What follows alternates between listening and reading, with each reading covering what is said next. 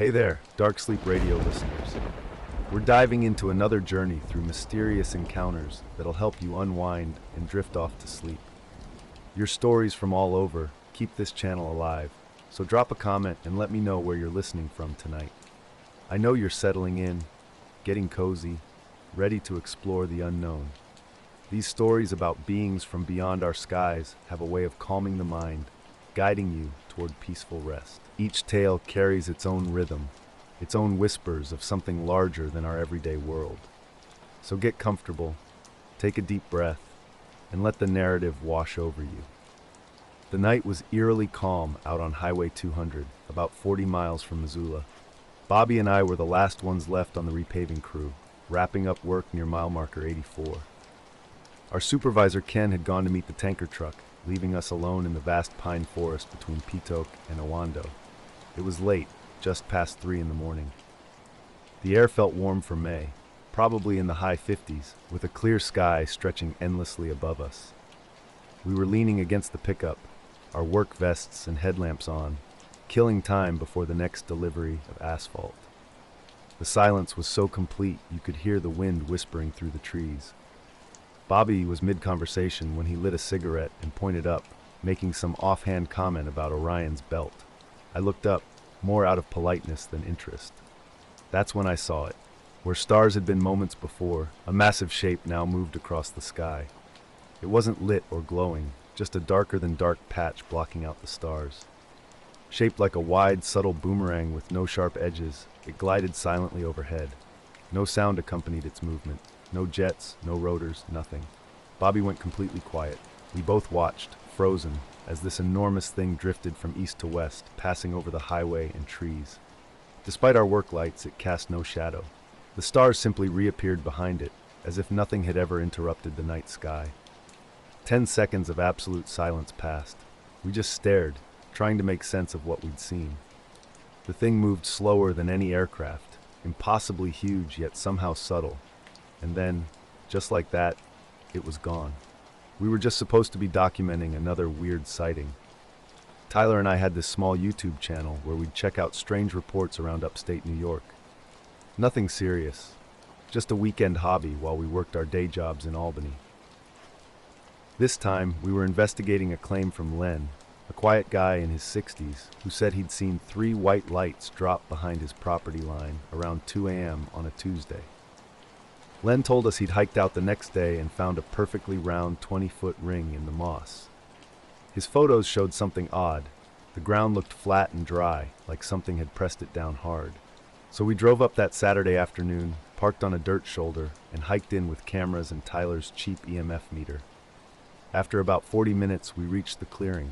The ring was still visible, though not as sharp as in Len's photos. We were checking it out when something moved. I can't even describe what it was, just a shape, a movement that didn't belong. We froze. Bobby, who was with us, finally broke the silence. What the hell was that? I had no answer. We stood there, scanning the area, when suddenly the forest went completely silent. No insects, no birds, nothing. The kind of silence that feels like pressure in your ears. Bobby noticed it too. "We should wait in the truck," he said. We got in, closed the doors, and sat with the engine off. A few minutes later, sound returned. Crickets, a distant owl, wind in the branches, like someone had flipped a switch. I started wondering if we'd imagined it, but we'd both seen the same thing. Ken radioed in about a delay, telling us to sit tight for another 45 minutes. We didn't mention anything to him. Bobby stayed quiet the rest of the night, occasionally glancing up quickly, like he didn't want to see it again. The next day, we didn't tell the crew anything. When Ken asked about the night shift, Bobby just said it was uneventful. And that was that. But I've driven that stretch maybe 20 times since. And I don't look up when I'm alone anymore.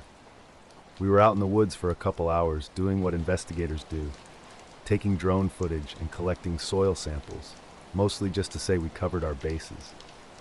The ground looked compacted, and the moss around the edge seemed a different color. Something had clearly disturbed this area. Tyler mentioned feeling a vibration through his boots at one point, though I didn't sense anything. The woods were eerily still.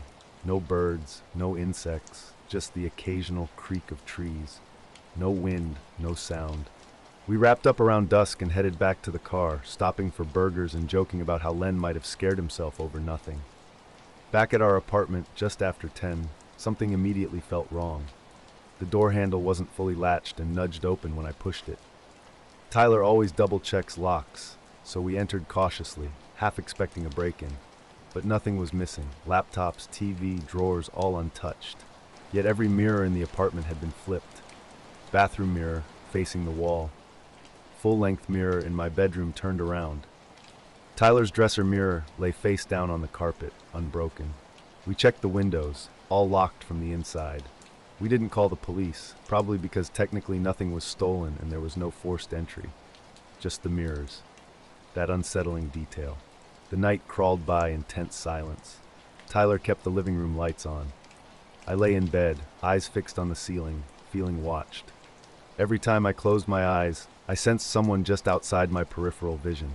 No movement, no sound, just watching. Around 3 a.m., I got up for water and found Tyler already standing by the window, peering through the blinds. "There's someone down there," he said without turning. I stepped closer and looked where he pointed. Across the street, under the sodium street lamp, stood a man in a black suit. No coat, no umbrella, despite the drizzle. Pale skin, no hat. His arms hung perfectly straight at his sides. He was standing there, completely still, staring up at our window. Tyler had first noticed him about half an hour ago. We watched for another 10 minutes, and he never looked away.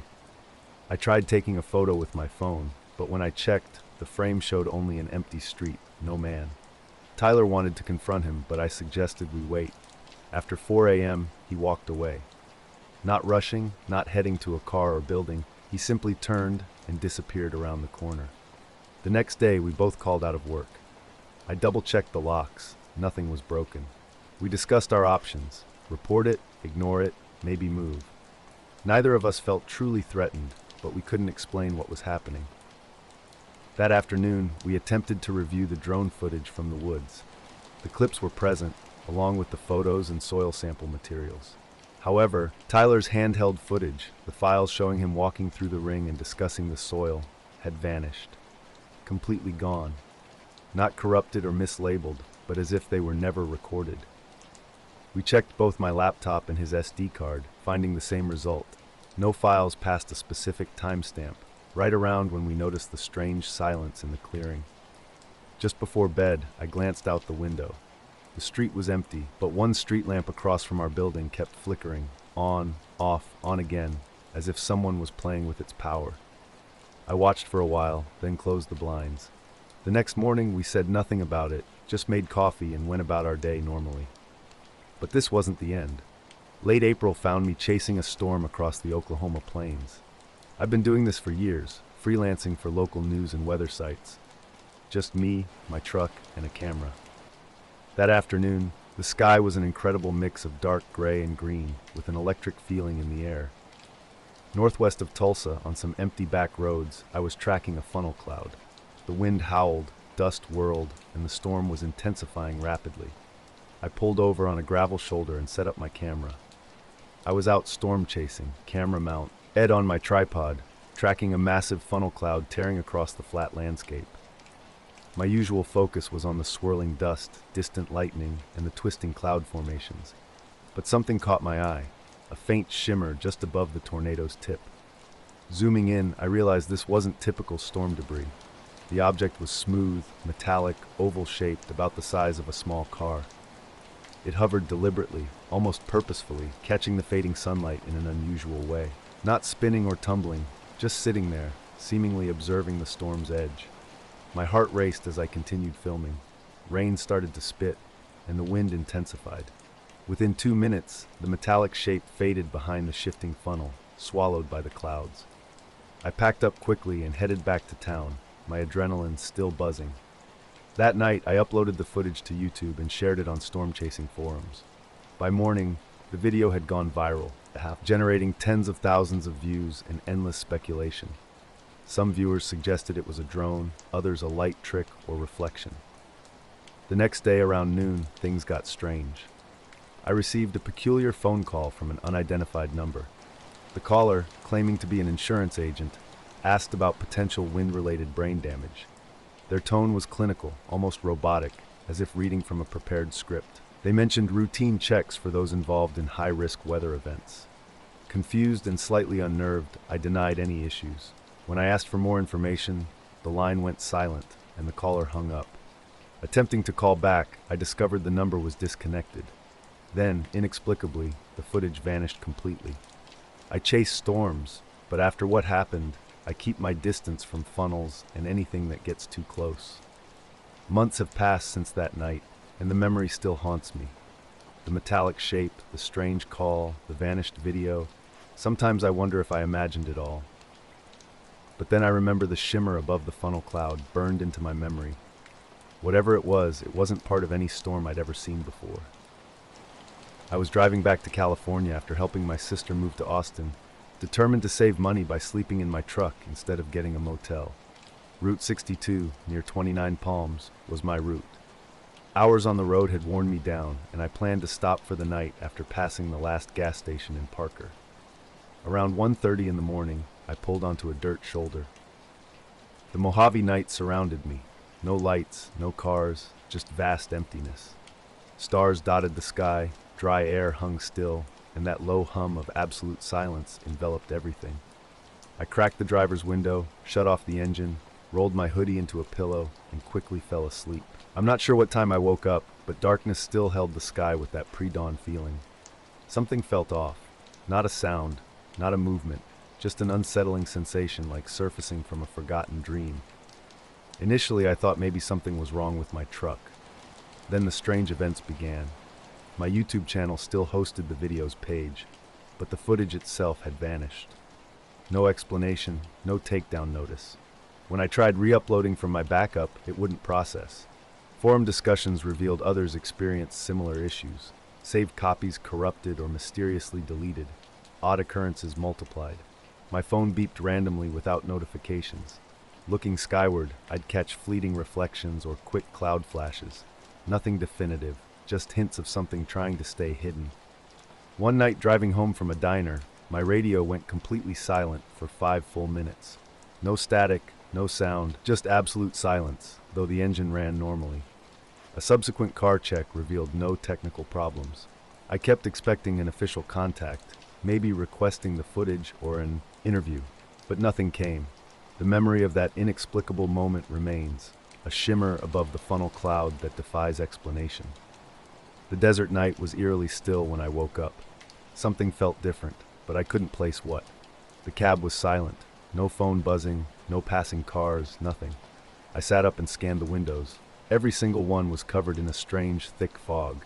Not the kind from breathing, but like someone had wiped them down with a wet cloth from the outside. This didn't make sense. The air had been bone dry when I parked. No humidity, no dew. I rubbed a spot on the windshield with my sleeve, and it cleared instantly. The fog was definitely outside, not inside. A strange feeling settled in my gut. I hesitated to turn on the dome light. Something felt wrong about illuminating the darkness. The cooling engine ticked softly, and absolute silence surrounded me. Eventually, I cracked the door open slowly. Cold, dry air rushed in, definitely not damp enough to explain the window fog. Stepping out, I surveyed the hard-packed dirt and gravel. No moisture anywhere. I circled the truck, examining the windows. The fog was uniform, with long swipes and wide arcs. Some spots had finger-like streaks, as if someone had meticulously cleaned the windows in the middle of the night, in the middle of the desert. Crouching down, I checked underneath the truck. Nothing. No footprints, no disturbances in the dirt. The silence was oppressive. I climbed back in and locked the doors. A faint smell lingered, old copper or ozone. Something I hadn't noticed before. Glancing repeatedly in the rearview mirror, I half expected to see something moving. But the road remained empty. I turned the key. The truck started smoothly. Headlights illuminated the dirt and low shrubs ahead. I shifted into drive and moved forward, the mystery of the fogged windows hanging in the air behind me. I was working a late-night delivery shift for a pizza place just outside Portland, Oregon. Nothing out of the ordinary. After my shift, I pulled back onto the road without much thought. About 5 minutes into my drive, I noticed something odd. The radio display had completely reset, time, presets, everything. as if the battery had been disconnected. I hadn't touched it. My phone's clock read 5:42 a.m., which didn't match the darkness outside. It was still deep night, not the early morning light you'd expect. I tried to rationalize it. Maybe I'd lost track of time or the mountains were blocking the sunrise. But something felt off. I'd only meant to nap for a couple of hours, parking around 1:30 a.m. and last checking my phone at 1:47 a.m. before dozing off. If it was really 5:42, nearly 4 hours had passed. Yet it felt like I just blinked. I made it to 29 Palms a little after 6. The sun was finally up. At a gas station, I grabbed a coffee and used the bathroom. While washing my hands, I caught a glimpse of a thin red mark across my neck, higher near my jaw. It looked like a pressure line from a tight seatbelt, but I'd only been wearing a hoodie with no collar. That's when everything started to unsettle me. The fogged windows, the wiped glass, the strange smell, the time discrepancy, the radio, none of it made sense. I kept searching for normal explanations. Maybe someone had messed with my truck while I slept. Perhaps I'd just slept longer than I thought. The battery could have glitched, but I'd slept in that truck plenty of times in different places. I'd never seen windows fogged like that, especially not in the desert with no humidity, no breath inside, and no sign of anything around me. I drove straight home that day, stopping only for gas. When I finally pulled into my driveway, I checked every inch of the truck. No damage, no missing items, yet that faint metallic smell still clung to the fabric, even with windows rolled down most of the way home. The next night, I dreamed about a light. Not a shape or a ship, just a bright, white, soundless light hanging close above me. I'm not sure if it was a real dream or a remnant from that night. One thing's certain, I haven't slept in the truck since. The night was quiet, early October, with that bone-chilling dampness that hangs in the air. Streetlights looked exhausted, casting weak glows over the suburban neighborhood. I was making my last few deliveries, driving down a long street lined with tall maples dropping their leaves. The road stretched ahead, empty and straight. Something caught my eye about halfway down the block. A dark shape, basketball-sized, hovering silently about 20 feet ahead and 6 or 7 feet above the ground. At first, I thought it might be a drone, maybe some kid playing around late at night. I slowed the car, curious. The object didn't move. No blinking lights, no typical drone characteristics. I rolled down the window and cut the radio, listening. Complete silence. No motor sounds, no vibration, just absolute stillness. For maybe 20 seconds, it just hung there. Then it started to rotate. The movement was smooth, controlled, precise. Nothing like a typical drone bobbing in the wind. Something felt off. I was still trying to convince myself it was just an advanced drone model, but deep down, I knew something was different. Suddenly, it shot straight up. No sound, no buzz, just a clean, vertical ascent that defied everything I knew about flying objects. One moment it was there, the next it vanished into a thin layer of wispy clouds. The sky looked too light, too clear to swallow something whole. The rest of my deliveries felt strange. I kept catching glimpses of headlights in my rearview mirror, but each time I looked back, the road was empty. Something felt like it was watching. When I got home, I told my roommate Dan about the bizarre encounter, my mind still trying to make sense of what I'd seen. I'd been noticing odd things happening in my apartment for days. Small, unsettling details that didn't quite add up. A kitchen drawer left slightly ajar when I was certain I'd closed it. A book mysteriously shifted on the shelf. Nothing dramatic enough to suggest a break-in, but enough to make me increasingly uneasy. When I mentioned these strange occurrences to my roommate, he brushed them off, laughing and suggesting I was just tired or imagining things. But at night, a faint humming would drift through the walls. Each time I got up to investigate, everything appeared normal. Doors and windows were locked tight, nothing out of place. One Saturday morning in late October, Milo and I were out walking our usual route in rural Vermont. The pre-dawn sky was a deep gray blue, with a thin fog hanging low over the abandoned Miller Farms fields. Cool, damp air seeped into my bones as we wandered through the open space between the road and the woods. Milo was running free, chasing his ball through the decaying grass. The fog was so thick that the distant tree line blurred, and the horizon seemed to melt into the mist. While he sniffed near the property fence, something caught my eye. About 100 yards away, a shape hovered motionless, suspended roughly 6 or 7 feet above the ground. At first I thought it might be a weather balloon or some forgotten farm equipment, but it was unlike anything I'd seen before. The object was oval-shaped, roughly the size of a small car. Its surface was strange, simultaneously dull and reflective, like a matte chrome coating. It didn't gleam or reflect the foggy surroundings the way normal metal would. Whatever this thing was, it wasn't here by accident, and it definitely wasn't a drone. Milo and I were out for our usual morning walk when everything changed.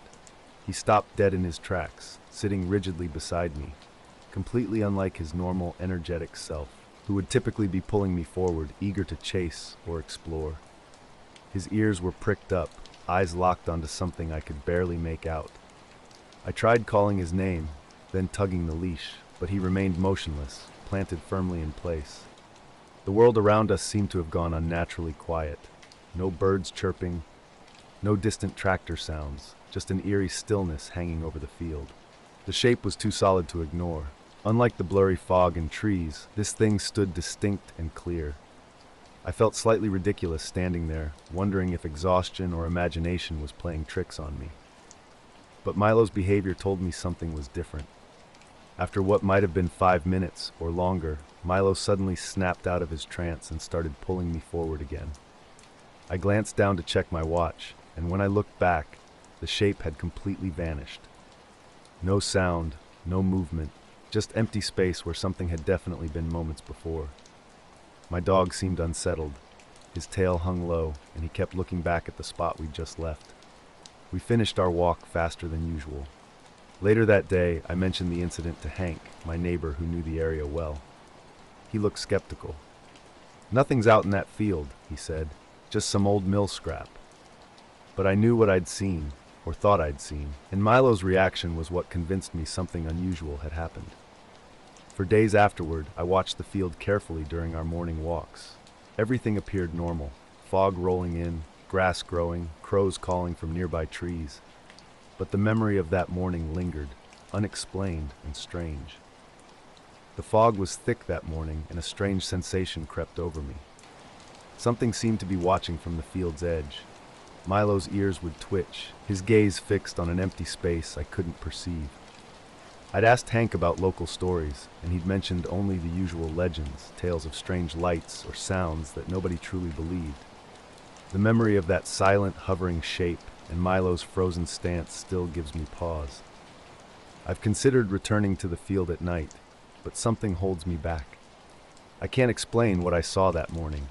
It made no sound, didn't move, and vanished without a trace. Milo wasn't imagining anything. Some experiences simply defy explanation, and you learn to accept that. Last fall in mid-October, I was camping on BLM land about 10 miles southeast of Groom Lake. Not on the base, I'm not that reckless. The conditions were perfect. Dry, no wind, temperatures in the mid-40s. Ideal for a time-lapse shoot. I'd driven up from Alamo around sunset in my old Tacoma, taking the dirt trail off Mailbox Road. I parked near a rocky outcrop with a clear view of the western horizon. This area is incredibly remote. After dark, no headlights appear.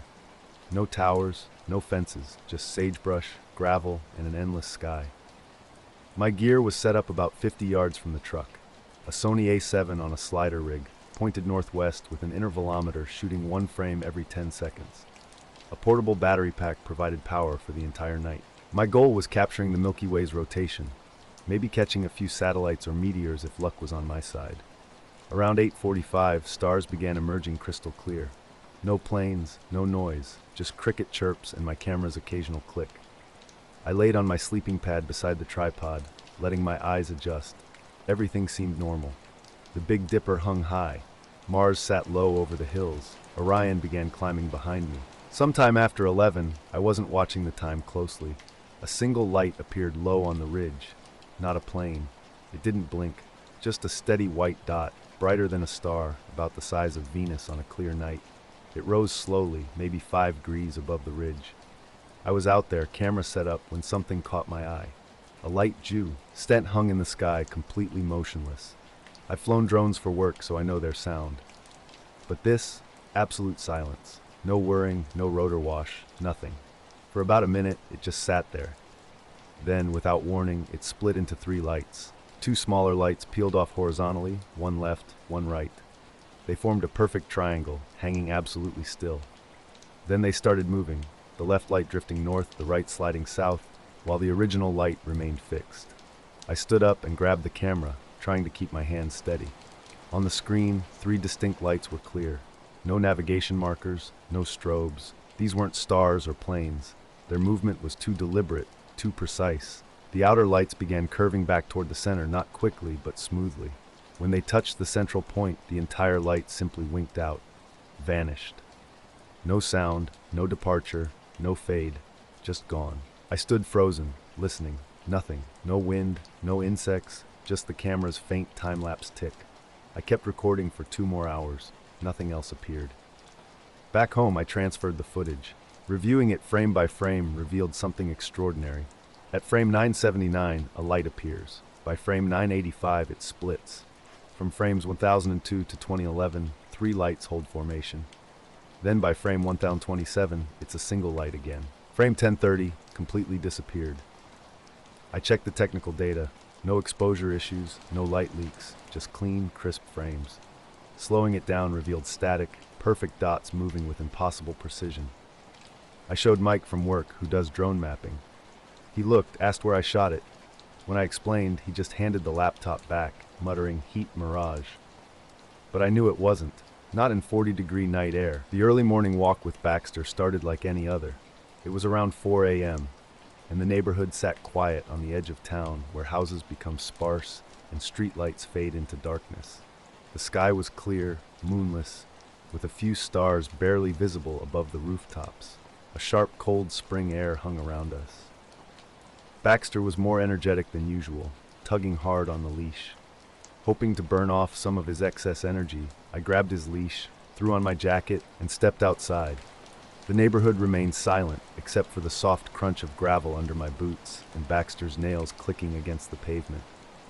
Every house was dark, curtains drawn tight. As we walked down the street, Baxter pulled me toward a small cluster of trees at the end of the cul-de-sac. That's when I saw them. 3 lights arranged in a perfect, motionless triangle high in the sky. They weren't like typical lights. These were soft, almost ethereal, seeming to glow from within rather than reflecting harsh external light. Baxter suddenly went completely still. His body became rigid, ears pressed flat against his head, a slight tremble running through him. Something felt off. The air seemed to thicken with an unexplainable tension. I scanned the empty street, expecting to see something, anything that might explain the lights or Baxter's strange behavior. Nothing moved. The lights remained suspended, perfectly triangular and unblinking. When I reached to comfort Baxter, he didn't respond, his eyes locked unwaveringly on the sky. A chill ran down my spine. Since that morning, I've returned to the same spot on different nights. I've set up my equipment, watched the sky, but never saw those lights again. What lingers most in my memory isn't the lights themselves, but the profound silence. No wind, no animals, nothing. Just absolute stillness for those 10 minutes that felt like an eternity. The night was quiet, the kind of stillness that sets your nerves on edge. I was walking Baxter through the neighborhood, the streets empty and dark except for a few scattered streetlights. Suddenly, 3 lights disappeared in the sky, forming a perfect triangle. They hung motionless, suspended above the sleeping houses. I strained my eyes, trying to make out what they might be, a reflection, a drone, or maybe a radio tower. But the sky behind them was just an impenetrable black. The lights didn't move, just hung there, impossibly still. After what seemed like an eternity, they began to fade. Not gradually, but as if someone was turning down a dimmer switch, growing weaker until they vanished completely, leaving only the stars behind. Baxter remained frozen, then slowly relaxed. I realized I'd been gripping his leash so tightly my fingers ached. He looked up at me, bewildered, clearly unsettled by what we'd just witnessed. The street felt different now. The silence was no longer peaceful, but tense, like the world was holding its breath. This wasn't like the stories you hear about UFO sightings. No dramatic reports to the authorities or breathless news headlines. It was quieter, stranger. Just 3 lights, perfectly aligned, hanging silently over a neighborhood not yet ready to wake up. I haven't really told anyone about it. How could I explain something so bizarre yet so mundane? Baxter's reaction was the only confirmation that what I saw was real. When we got home, I looked out the window. The sky was empty, normal, but something had changed. It reminded me of a pilot's story I'd heard, a short night flight from Salt Lake City to Winnemucca. Routine until it wasn't. Cruising at 9,500 feet around 10:15 p.m., he noticed a faint glow. At first, just a hint of something off to the right, too high to be a ground light, too low to be a star. 3 dim white lights, arranged vertically, slowly rising in a perfectly straight line. I'm still trying to understand what happened that night. No answers, just a memory of lights and a dog who knew something was different. I banked slightly to adjust my view and flipped on the map light, double-checking the chart. Nothing around me, no towers, no airfields, no controlled airspace. I radioed Salt Lake Center. This is November 785, Mike Romeo, checking. Any traffic at my 10, maybe 10,500 feet? 3 vertical lights ascending slowly. A pause followed. Then, 785 Mike Romeo, negative. You're the only radar return in this sector. Can you confirm bearing? I described the light's position, about 10, maybe 15 degrees off my nose left, still climbing. They responded quickly, confirming no civilian or other traffic within a 50-mile radius. Something felt strange. Not fear exactly, but an unsettling sensation that I shouldn't be witnessing what was happening. The lights rose steadily, almost as if pacing me vertically. They were dim, solid white dots, not blinking, not navigation lights, just 4 distinct points now. I radioed again. Salt Lake, are you sure there are no tower lights or weather balloons? These are bright and climbing. Negative, Mike Romeo. You're clear. No weather balloons in this region tonight. No scheduled launches. Do you want to divert? I hesitated, watching the lights. They'd stopped rising, hanging around 5,000 feet, too close to be stars, too stationary to be helicopters. When I banked slightly right to keep them in view, the entire vertical column shifted horizontally westward, sliding smoothly like glass. No rotation, no blinking, just a precise lateral movement. Salt Lake, I'm reporting 4 unidentified lights moving laterally. No strobes, no sound, no visible aircraft body. Am I really the only one out here? A longer pause this time. 785 Mike Romeo, we're only tracking you in this airspace. Do you wish to declare an emergency? I simply said no and continued flying, the lights holding their new position. I was 16 when this happened, and for a long time, I kept it to myself. Not out of fear of getting in trouble, but because I couldn't find the words to describe what I'd experienced without sounding unhinged. Early August, I set out for a solo hike. Growing up, my dad had taken me camping often, so being alone in the woods felt natural. I wasn't far from home, about 5 miles north of the old fire road behind our neighborhood. There's a small clearing off a side trail, about 10 minutes from the main path. I'd been there before and loved it precisely because no one else seemed to venture that way. The trail was likely too overgrown for most hikers. That day, I left around noon with a minimal pack: water, a snack, flashlight, and phone. I had no intention of staying overnight, just wanting to explore. During the flight, something extraordinary happened. The objects hovered for about a minute, then suddenly accelerated, not gradually, but as if shifting into a new gear. They shot straight up, vanishing into the cloudless sky within 3 seconds. This wasn't a gradual fade or flicker, but an instantaneous disappearance, leaving nothing but empty night sky. I stared at the spot for a long time. The communications center remained silent, seemingly waiting to see if I'd respond. I didn't. The rest of the flight proceeded quietly, and I landed just after 11:30. The wind was calm, the hangar dark, no one was around. I secured the plane, got in my truck, and drove to the motel without unpacking. The next morning, odd details emerged. My solar Casio watch was 10 minutes behind, something it never does. My backup headset mic was partially unplugged and tucked under the seat. My kneeboard, which I always clipped to my leg during flight, lay on the passenger side floor. These weren't impossible occurrences, but they were strange. I distinctly remembered checking the time before seeing the lights, clipping the board to my knee, and coiling my headset cord as usual. Something had shifted. I've only shared this with one trusted pilot. He didn't mock me or attempt to explain. He simply listened, nodded, and mentioned seeing unusual lights in the same area multiple times. Since then, I haven't flown that route at night again. I went hiking to get some time alone, needing a break from everything. The trail was typical for a summer day, hot, silent, and swarming with bugs. Not a single person crossed my path after I passed the trailhead. Around 2 p.m., I reached the clearing and checked my phone to ensure enough daylight for the return trip. After eating a granola bar, I lay down in the grass. The thick summer heat was so oppressive that my body simply slowed down, and I drifted off to sleep without intending to. When I woke up, something felt off. The sky was gray and overcast, darker than it should have been. Checking my phone, I was shocked to see it was 5:41 p.m. I'd been unconscious for nearly 4 hours. The silence was what struck me first. This clearing was usually alive with sound, birds chirping, crickets buzzing, wind rustling through the trees. But now everything was unnaturally still. No wind, no insects, not even the trees moved. As I sat up, feeling disoriented, I noticed my backpack was slightly unzipped. It wasn't wide open, just slightly ajar, as if someone had started to look inside and then stopped. I always double-check my pack, so this worried me. My flashlight had been removed and placed carefully next to the bag, like someone had intended to borrow it but changed their mind. I picked it up, turned it on. It worked perfectly. Nothing was missing. My water bottle remained untouched, and my phone was still in my pocket. A creeping sensation of being watched overwhelmed me.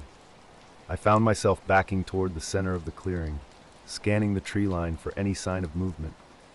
I saw nothing, heard nothing, but the feeling of not being alone was intense. Something felt wrong. Without hesitation, I decided to leave. With darkness approaching and an unexplained sense nearby, I wasn't taking any chances. I moved quickly, barely pausing during my return journey. The woods remained eerily silent the entire way back to the trailhead. Only when I reached the fire road did the normal sounds return. Insects, birds, the usual forest soundtrack, as if someone had suddenly turned the volume back on. I arrived home just after 7, my mind racing with unanswered questions about what had happened in that clearing. My mom asked about my hike when I got home, commenting on my sunburned look. I just mumbled that it was a normal trip, not wanting to dive into the strange details.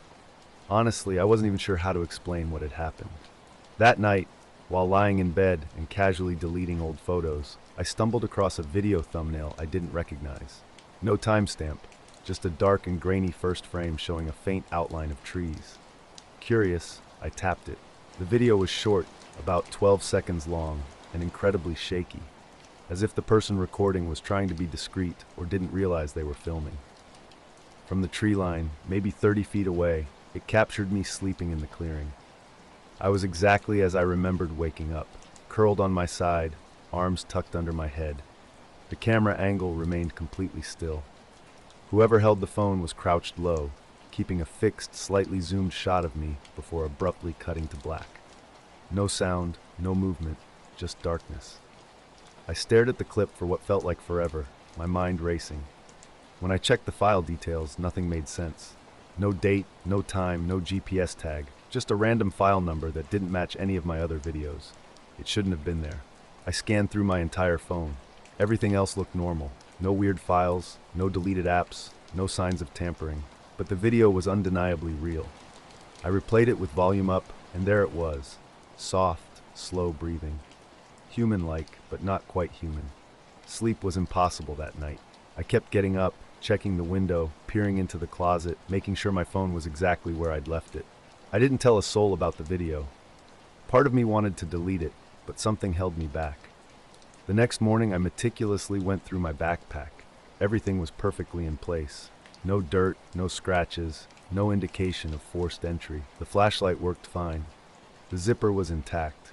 But the video wasn't a mistake. I don't use cloud backups. No one else has access to my phone. It never leaves my side. Even if someone had managed to sneak up while I slept, they would have needed to unlock the phone, record the video, save it, and lock it again, all without waking me. Right next to my head. Impossible. I kept hiking after that night, but I stuck to open trails where I could see other people. The memory of what happened at Silver Lake stayed with me.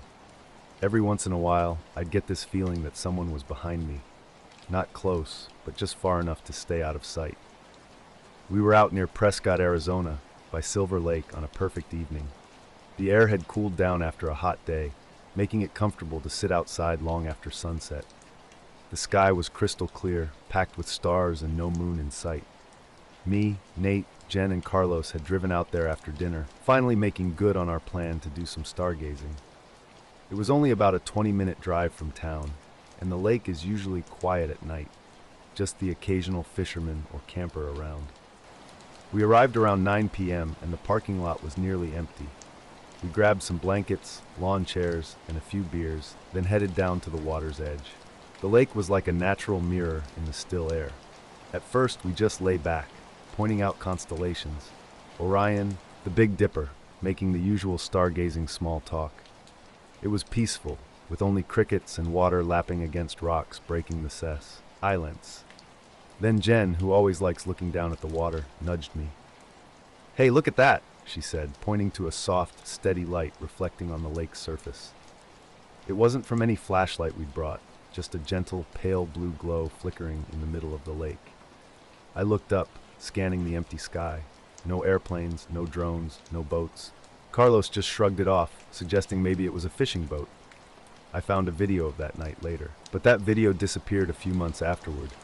I didn't delete it, it was just gone one day.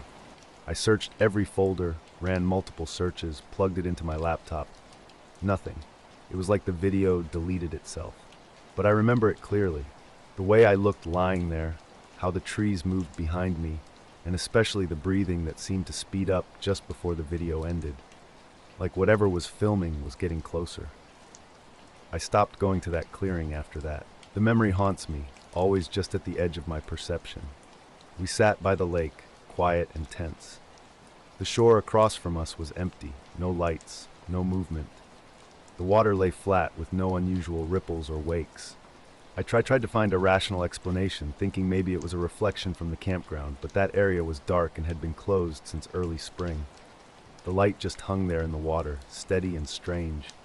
It seemed solid, like something was sitting just under the surface. Nate tried to zoom in with his phone, but the light was too far and blurry. Even after he put the phone down, the reflection remained. Then Jen spoke. "Look," she said. The reflection started moving oddly, not smoothly, but in jerky jumps. It shifted right, then back. The water was completely still, except for tiny shore ripples. We leaned forward, watching intently. Suddenly, the light blinked off for a second, then returned twice as bright before dimming again. An eerie silence fell. We were waiting, though none of us knew for what. Then, without warning, the light vanished completely. No fade, no flicker, just gone. We looked up. The sky remained unchanged, not a single star disrupted. "Did it just disappear?" Carlos asked softly. "Yeah," I replied, though I wasn't truly certain of anything. We stayed by the lake another hour, scanning for any sign of the light. Nothing returned. The night remained calm and ordinary. During the drive home, we attempted to discuss it casually, but nobody believed our own act. The next day, I scoured online forums about Prescott. Local weather reports, lake notices, drone activity, military exercises, nothing. No strange light reports, no warnings. Jen mentioned her park ranger friend had once talked about will-o'-the-wisp legends, old stories about marsh lights, but neither of us took such tales seriously. What haunted me was the light's location. If it had been airborne or floating, we'd have seen it in the sky. But it was only a reflection, with no visible source. Something seemed to exist just beneath the water's surface, but its nature remained a complete mystery. The late-night drive from my hospital shift in Spokane was like any other, until something extraordinary happened. It was almost 2 a.m., with clear, cold early spring air that felt sharp, yet held a hint of the day's warmth. My car windows were cracked open, and the radio hummed softly in the background as I traveled along mostly empty roads. About 20 minutes into the journey, past the last streetlights where the highway opened into wide fields, I saw something unusual. A light in the sky began descending slowly, unlike any falling star I'd seen during meteor showers. This wasn't a streaking movement, but a smooth, almost floating descent. I blinked repeatedly, wondering if city lights were playing tricks on my eyes, but the light remained, hovering silently a few hundred feet above the grove. The light wasn't harsh like a spotlight. Instead, it was a soft, steady amber glow that seemed to hang motionless in the air. I slowed the car, watching intently, trying to discern its shape, but it remained a bright, indistinct blur. Then, without warning, it shot straight upward, faster than anything I'd ever witnessed, vanishing into the dark sky above the trees, again without making a single sound. Now, years later, I can't stop thinking about that night. 4 of us saw something similar, and I'm certain we couldn't have all imagined the same thing. I still visit Silver Lake occasionally, hoping to catch another glimpse.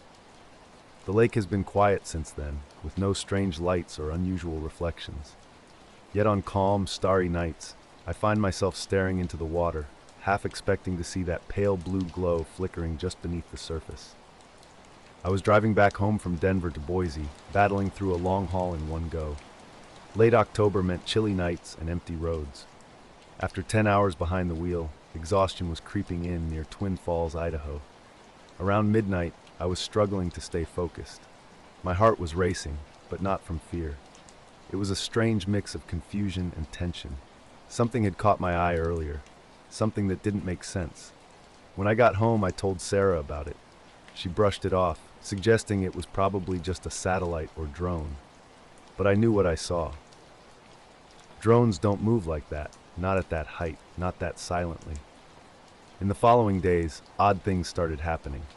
My phone began glitching, calls dropping, screen flickering randomly. The clock radio kept resetting itself, always around 2 a.m. Even the apartment lights would dim briefly, like quick power fluctuations, though the building's main power remained stable. I kept scanning the sky during my drives, hoping to catch another glimpse. Nothing. The stars looked normal. Traffic remained as sparse as always. But something had changed. That moment stuck with me. A light moving with an impossible deliberateness, stopping mid-air long enough to be noticed. I checked tracking apps, looked for explanations. No nearby planes, no satellites. Just that slow fall, that hover, and then the sudden climb back up. Was I tired? Overworked? Imagining things after a long shift? Maybe. But the memory lingered. Now when I'm alone at night, I find myself looking up, searching the sky. It hasn't returned. I can't explain what I saw. A trick of light, an atmospheric phenomenon, something else entirely. All I know is that on that night I witnessed something that defied explanation, moving too deliberately, too silently to be a mere falling star. I pulled into the rest stop just off the highway, looking to catch a few hours of sleep before continuing my journey in the morning. The place was basic, nothing more than a gravel lot with a single porta potty and a couple of skeletal trees housing some picnic tables. I parked my old sedan facing the highway, killed the engine, and reclined the seat. Setting my phone alarm for 5 a.m., I figured 5 hours would be enough to feel refreshed. But when I woke, something felt strange. I wasn't truly rested, just heavy and disoriented. The sky was just beginning to lighten, barely breaking through the darkness.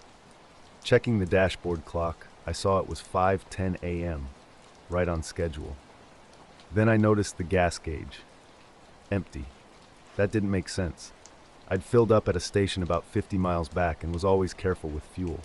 My car wasn't a gas guzzler, and the tank was half full when I stopped. The odometer read 2023 354. I was certain it showed 22,351 when I parked. Somehow, 2.3 miles had been added. I sat up, rubbing my eyes. There was no way I'd driven while asleep. The gravel beneath the tires was undisturbed, with no tracks suggesting any movement. I stepped out into the stillness. The rest stop was dim, with only a faint amber glow from highway lights. Looking down the road in both directions, I saw no signs of other vehicles. The silence was unnerving. Even the wind was completely calm. Checking the gas cap, I found it tightly sealed with no visible damage. A faint gasoline smell lingered, as if something had mysteriously drained the tank. Back in the car, I tried calling my wife Sarah. No signal, unusual for this highway. I opened the Maps app, hoping to understand what might have happened. It showed my exact location at the rest stop. A growing unease settled over me. Something was definitely off. My memory of the time just before waking was a blur, just fragments of a soft blue light and an unsettling quiet.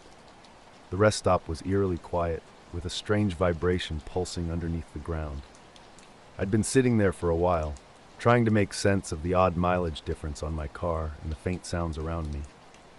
At first, I thought I might have dozed off or there was a gas leak, but something felt off. The vibration wasn't constant. It would surge for a few seconds and then disappear. I couldn't pinpoint its source. It seemed to be everywhere at once. The ground felt solid, with no signs of construction or trains that might explain the sensation. As I watched the dim horizon, an unsettling feeling grew inside me. Then I saw it, a small, pale white light flickering near the trees lining the highway. It wasn't like a car's headlights, but more like a lantern or flashlight moving in an unnatural way. Curious, I got out of the car and walked to the edge of the lot for a better view. Each time I tried to focus on the light, it vanished. The vibration intensified, becoming a steady pulse, almost like a heartbeat. When I touched the car's hood, the metal seemed to hum in sync with the ground. I started the engine, which sounded rough and struggled, despite the gas gauge still reading empty.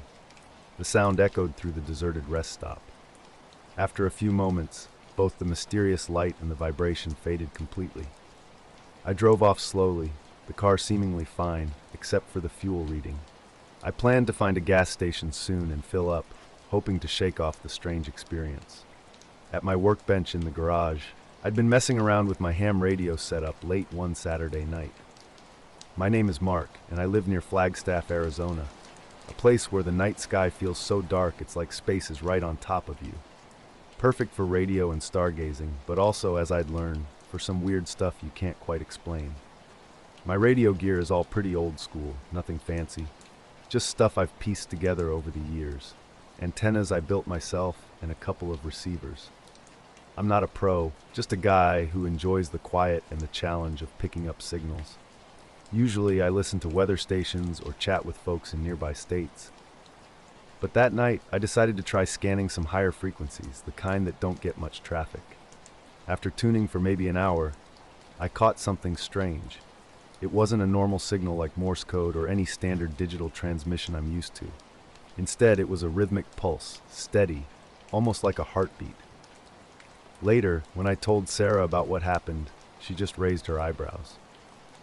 I didn't expect her to believe the part about the mileage or the empty tank. I didn't really believe it myself. At the first station, I checked the odometer again. The mileage had ticked up another 2 miles since I left the rest stop, even though I hadn't driven that far, and the gas tank still read empty. The gas pump struggled to fill. It took nearly 10 gallons to top off a tank I was sure was at least half full when I pulled over earlier. The rest of the drive home was uneventful. No strange lights, no vibrations.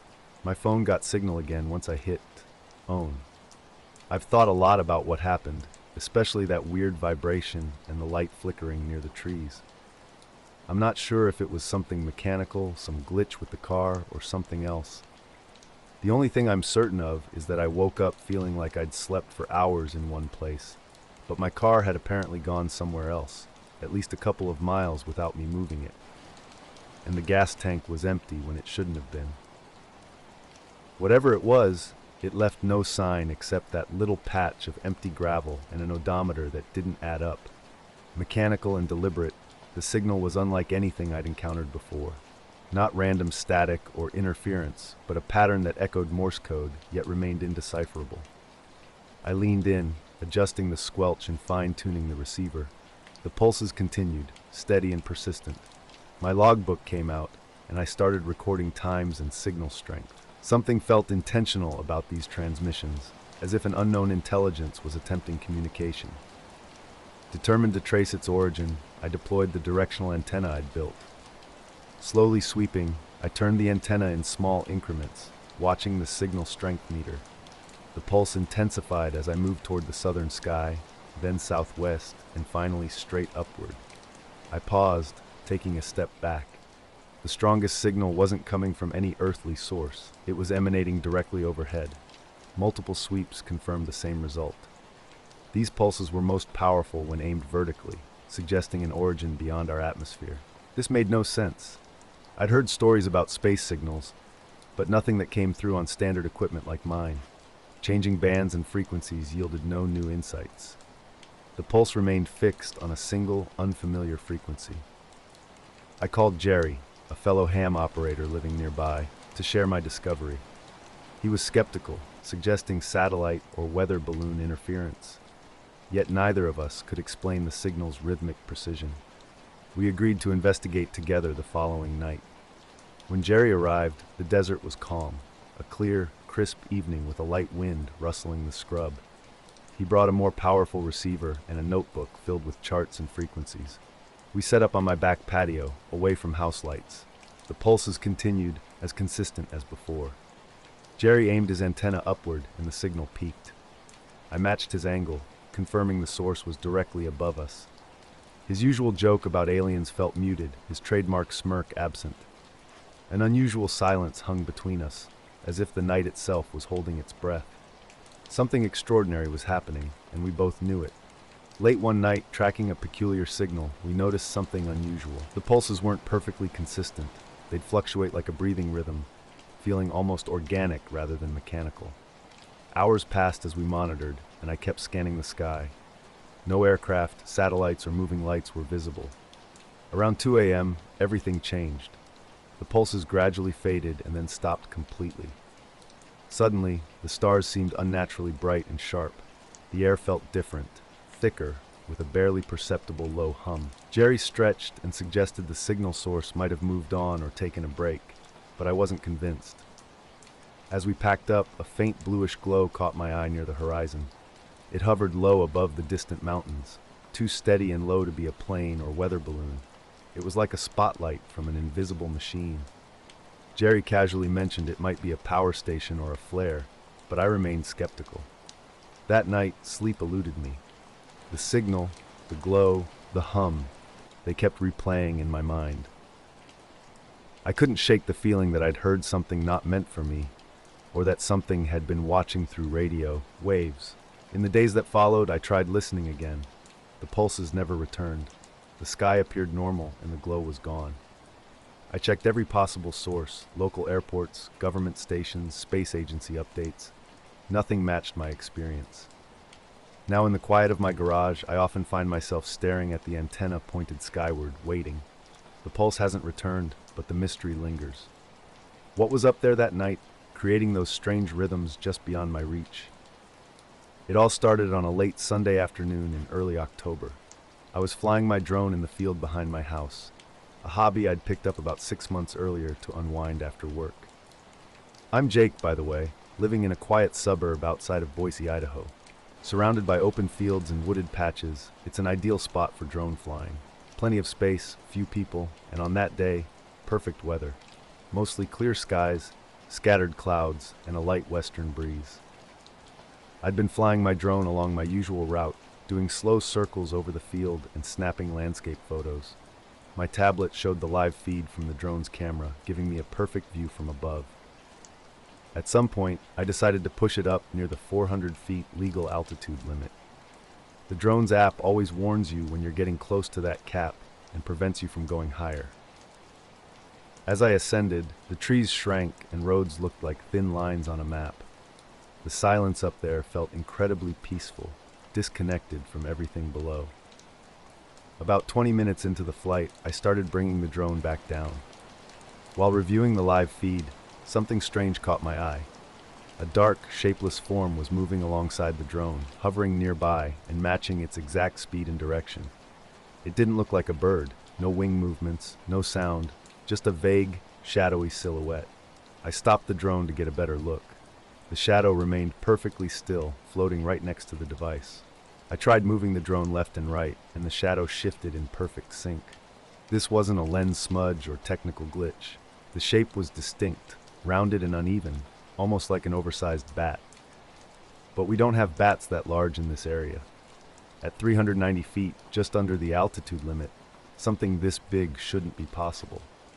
Thinking it might be a cloud or atmospheric effect, I zoomed out and tilted the camera downward. The ground looked completely normal, an open field, some distant houses, the highway. Nothing seemed out of place. As I landed the drone, the shadow remained unchanged, precisely tracking the drone's movement. The moment the drone touched down, the shadow vanished instantly. Later that evening, I downloaded the footage to my laptop for a closer examination. Frame by frame, the shadow was present throughout the entire high-altitude segment. It wasn't a lens flare or video artifact.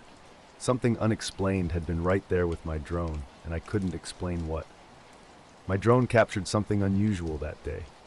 An odd shape with depth that seemed to block sunlight, casting a faint shadow across the camera feed. Days later, I was determined to recreate the moment. Same field, same time, same altitude. I launched the drone, watching intently for any sign of that mysterious shadow. Nothing appeared. I extended the flight over the woods, still seeing nothing out of the ordinary. Curious, I asked my tech-savvy friend Miguel, another drone enthusiast, to review the footage. We huddled around his computer, slowing down the video and adjusting contrast and brightness. The shadow remained clear, moving precisely with the drone's path. Miguel confirmed it wasn't a typical technical glitch. He quipped, "Looks like you might have spotted a UFO shadow," which made me chuckle, though deep down, I was unsettled. For nights afterward, I found myself scanning the night sky from my backyard, hoping to catch another glimpse. The stars offered only their usual companions, planes, satellites, the occasional meteor. Yet that dark shape haunted me, lingering in my memory. Something had been tracking my drone at an impossible altitude, where no known object should exist. I've since adjusted my flying habits, not out of fear, but to avoid another encounter with that unexplained phenomenon. Part of me hopes I never unravel its mystery. The incident occurred during a solo camping trip near Rachel, Nevada in 2017. Recently retired after 32 years in aerospace systems design, I was revisiting old work routes.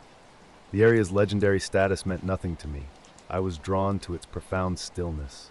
My camper van sat a mile off the extraterrestrial highway on Bureau of Land Management territory, surrounded by darkness and silence. My companion was Arlo, a small shepherd mix who mostly slept.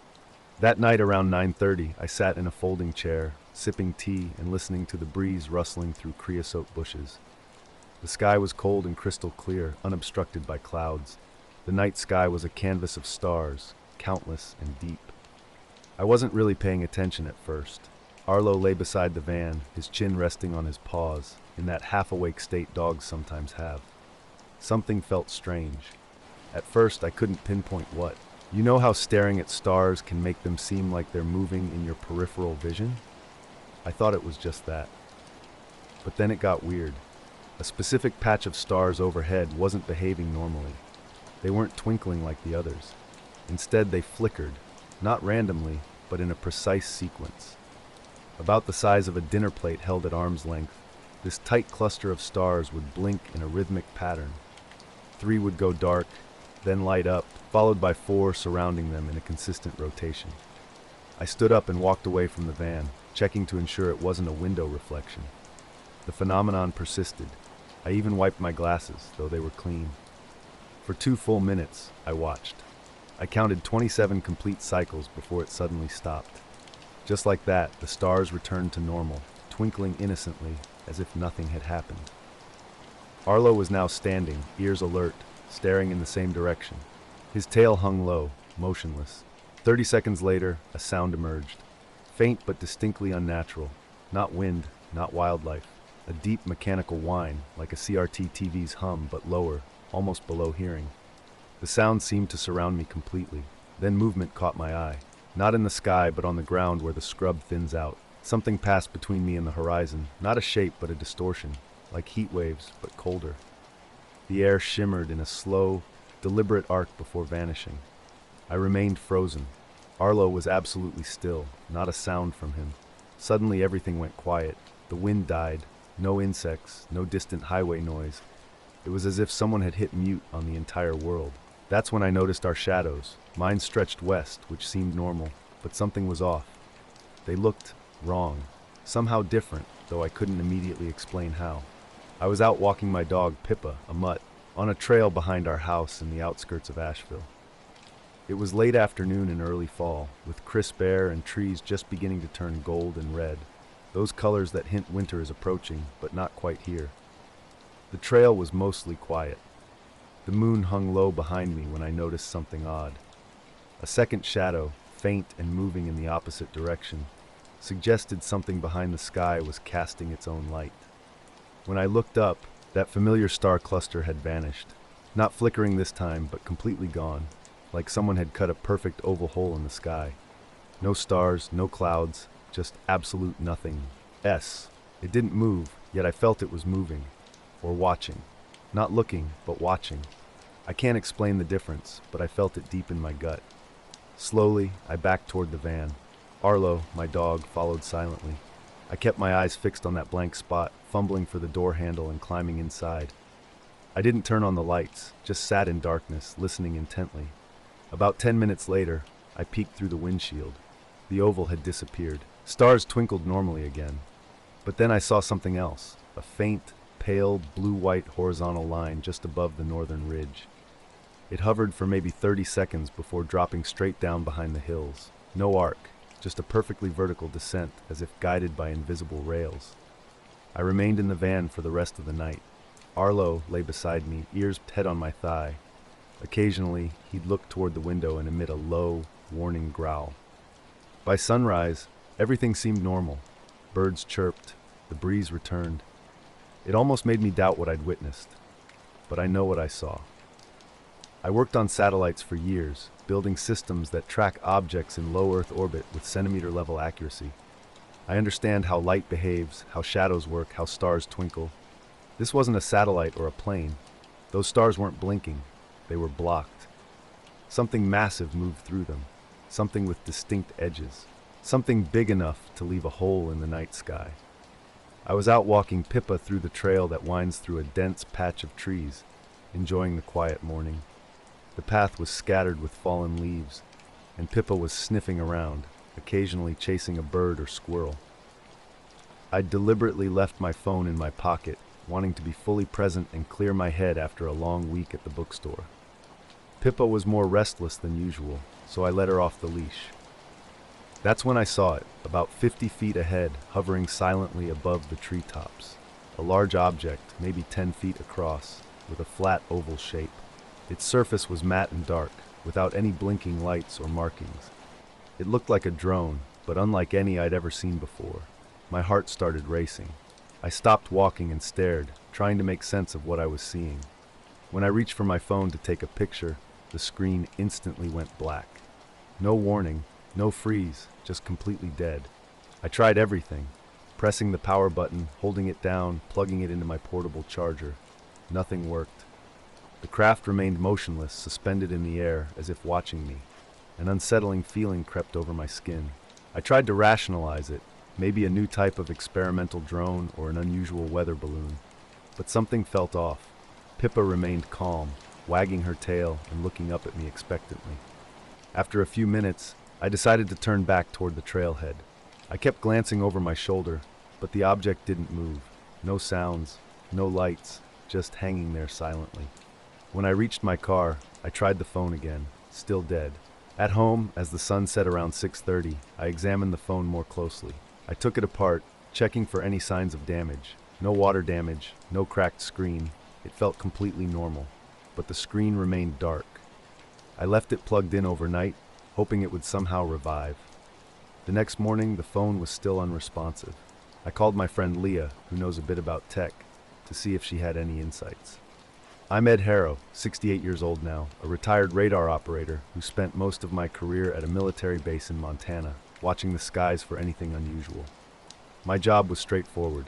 Long shifts in the radar room, staring at green blips, screens, and dials. Nothing fancy.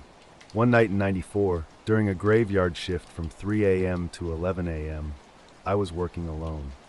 The base was quiet, with just the usual static and occasional birds or planes passing through. Nothing out of the ordinary. But then, around 5:15 a.m., something caught my attention that didn't make sense. Years later, I had another strange encounter. I was walking a trail near Asheville with my dog Pippa when I saw a craft that didn't belong. After this incident, my phone mysteriously died. I took it to a tech-savvy friend who tried everything: hard resets, software restores, even connecting it to her computer. Nothing worked. I scoured online forums and local news for any reports of unusual drone sightings. Nothing turned up. Then, while sitting on my couch, the phone suddenly flickered to life.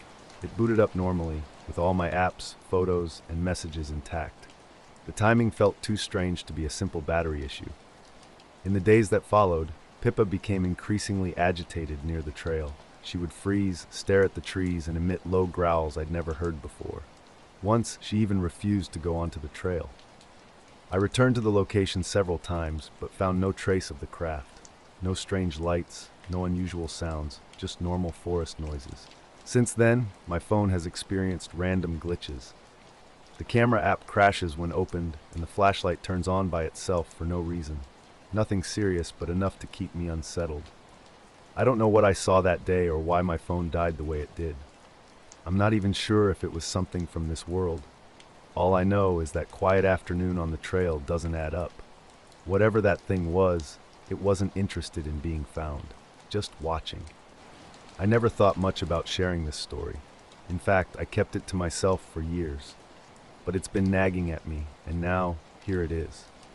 I was tracking aircraft at their usual altitudes between 30,000 and 40,000 feet, commercial jets, military patrols, occasionally satellites when our equipment was calibrated just right. But this blip was different. Hovering at about 1,000 feet in the middle of nowhere, it seemed like a small aircraft or weather balloon. I watched, waiting for it to move or vanish. Instead, something extraordinary happened. In less than 3 seconds, the object rocketed straight up like a bullet. No curve, no slowing down. It shot past 70,000 feet and disappeared right at the edge of the radar's maximum range. My heart raced. I'd never seen anything move like that. Alone in the room, I double-checked the equipment. No glitches, no errors. I logged the event and reported it up the chain. That's when things got weird. My supervisor called me in, calm but serious. He was clear. I was not to mention this incident to anyone. No additional reports, no questions. When I asked why, he simply said it was classified beyond my clearance. That night, during a smoke break, the strangeness continued. The sky was dark, with dawn's first hints emerging. An almost imperceptible hum filled the air, a low-frequency vibration that felt unnatural and wasn't coming from any machine or the base. On the horizon, just above the tree line, a faint, steady glow caught my attention. It wasn't a star or aircraft light, just a pale, unchanging illumination. I tried calling the radar room, but the radio only crackled. Back inside, the screens showed nothing unusual, yet the feeling persisted. Over the next few days, I kept seeing strange lights, sometimes near the base, sometimes in the distance. They didn't move like planes, no sound, just present. Occasionally, that mysterious hum would return. I learned quickly not to discuss these experiences. In my line of work, you don't rock the boat. But the memory stayed with me, a constant reminder of how little I truly understood about what was happening around me. The second morning of our trip was just after dawn. Nate and I had reached the ridge around 5:30, before the sun really started to show. It was cold, but not miserable. Remember, AB mid-30s, and the woods were still damp from the overnight frost. We were hunting elk, but the previous day had been unproductive. So we moved a little farther east toward the open timber, walking slow and keeping quiet. I remember the light filtering through the branches, that gray-blue color before it turns golden. I was about 20 feet behind Nate when he stopped suddenly.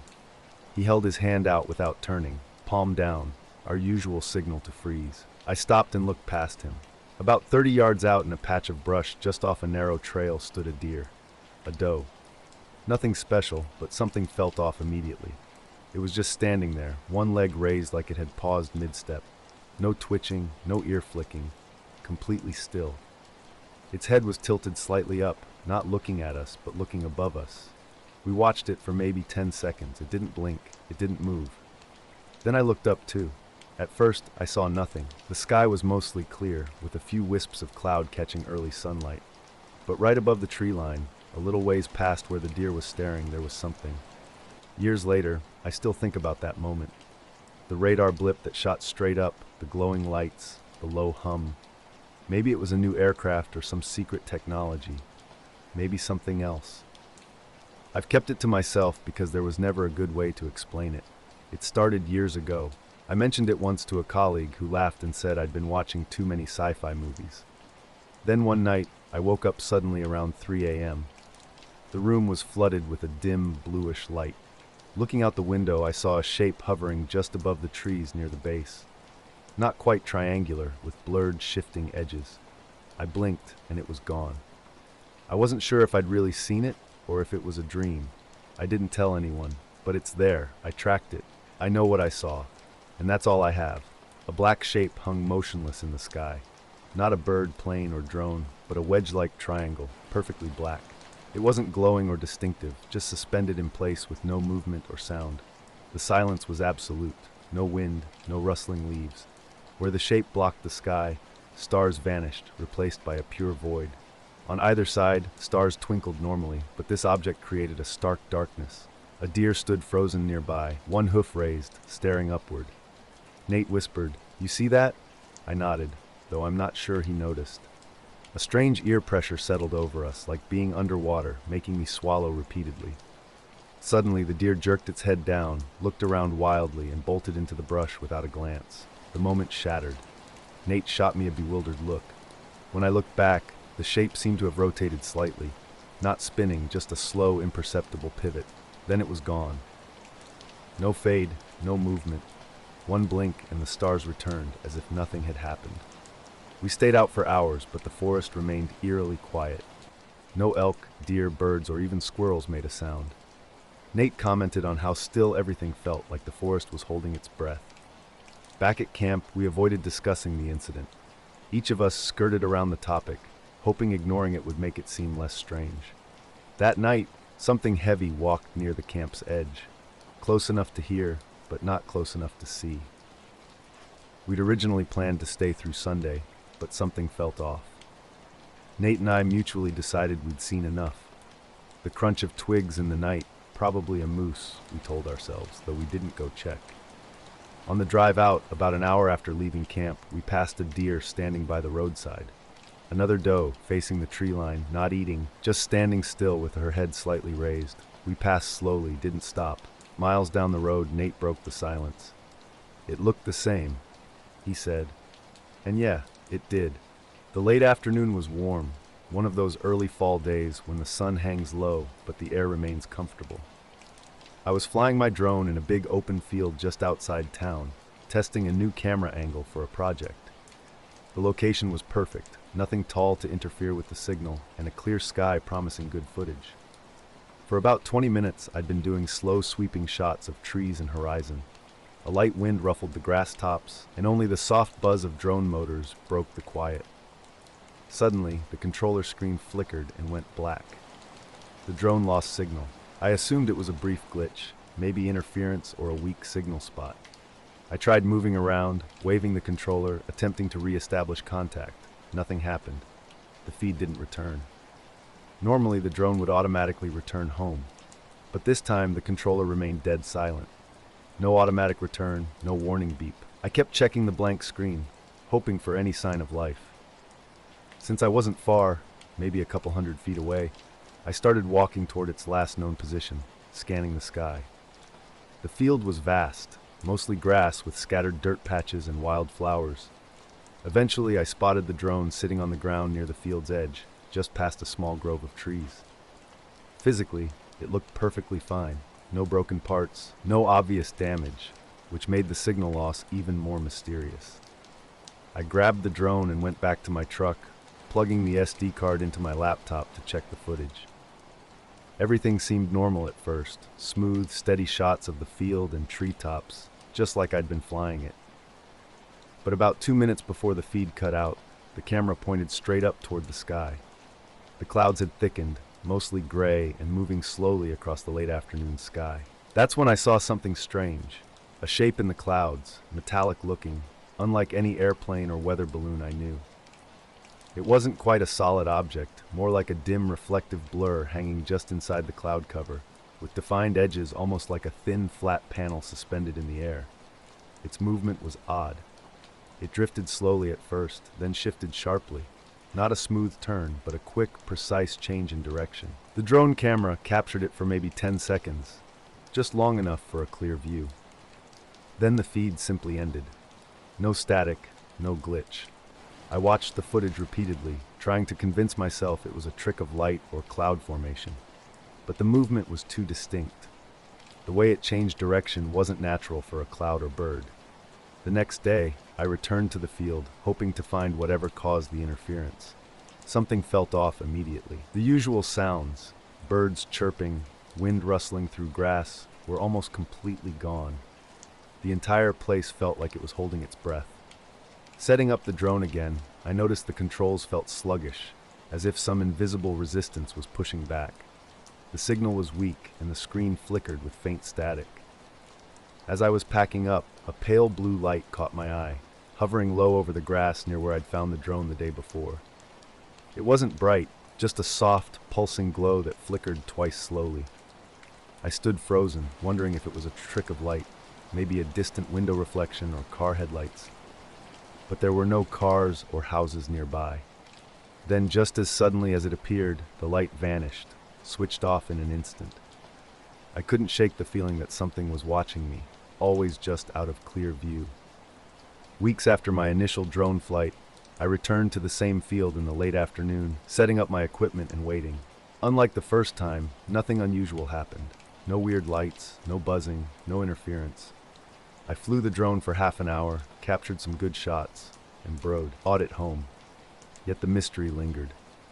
Every time I looked toward the sky, I felt tracked by an unseen presence. My phone remained stubbornly silent. No texts, no notifications. The nights following my drone experience were rough, filled with strange sounds outside my window. Low humming and occasional tapping that never quite revealed their source. I eventually stopped flying the drone, needing time to process what I'd seen, or might have imagined. Even now, I can't explain what was hidden in those clouds, or why my drone lost contact.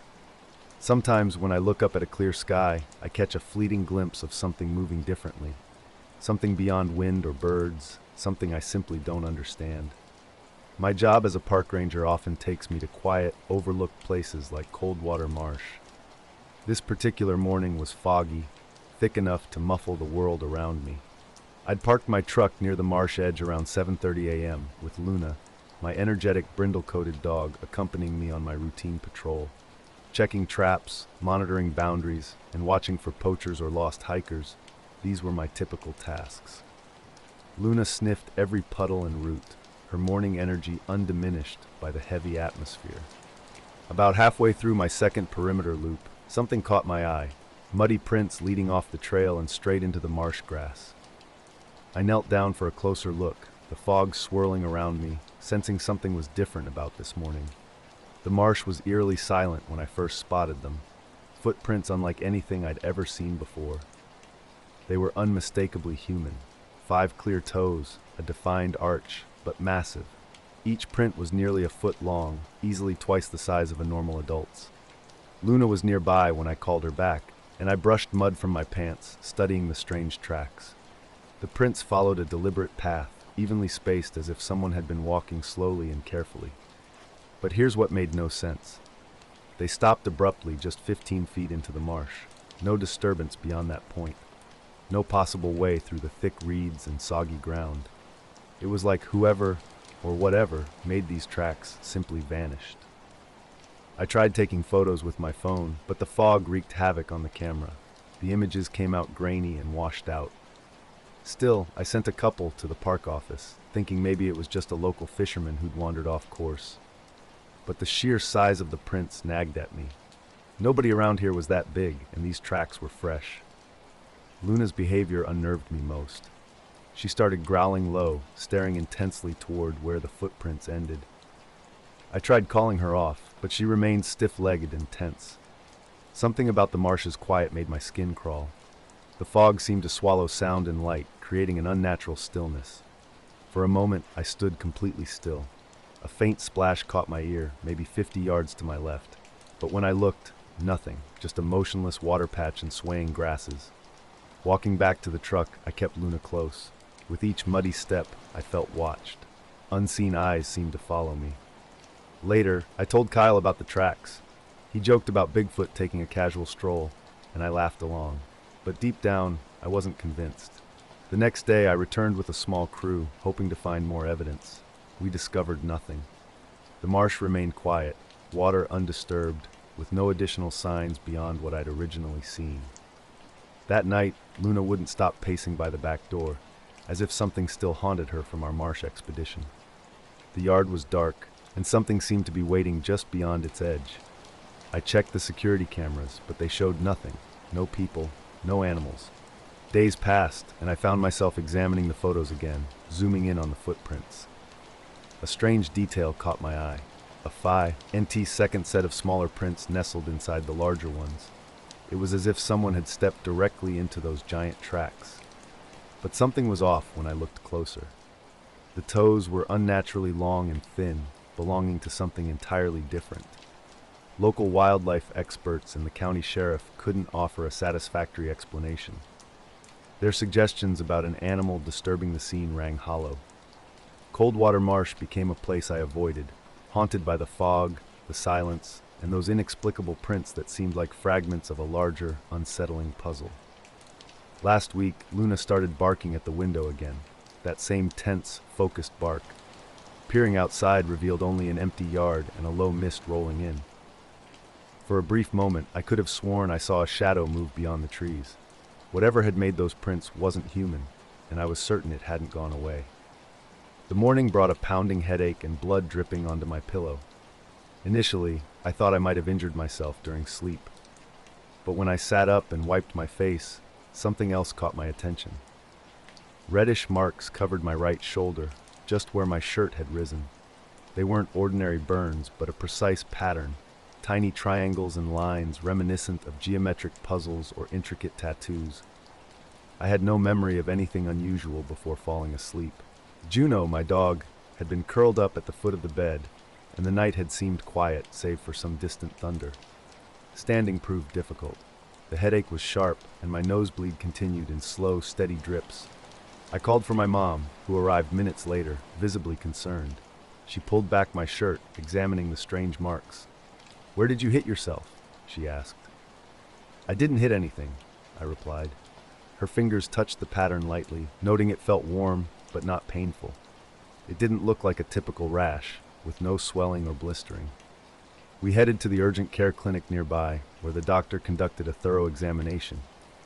They considered a possible nosebleed and dehydration, but nothing fully explained the shoulder markings. Multiple scans and blood tests returned completely normal results. No burns, no skin damage, nothing visible on any machine. This absence of evidence was what truly unsettled me.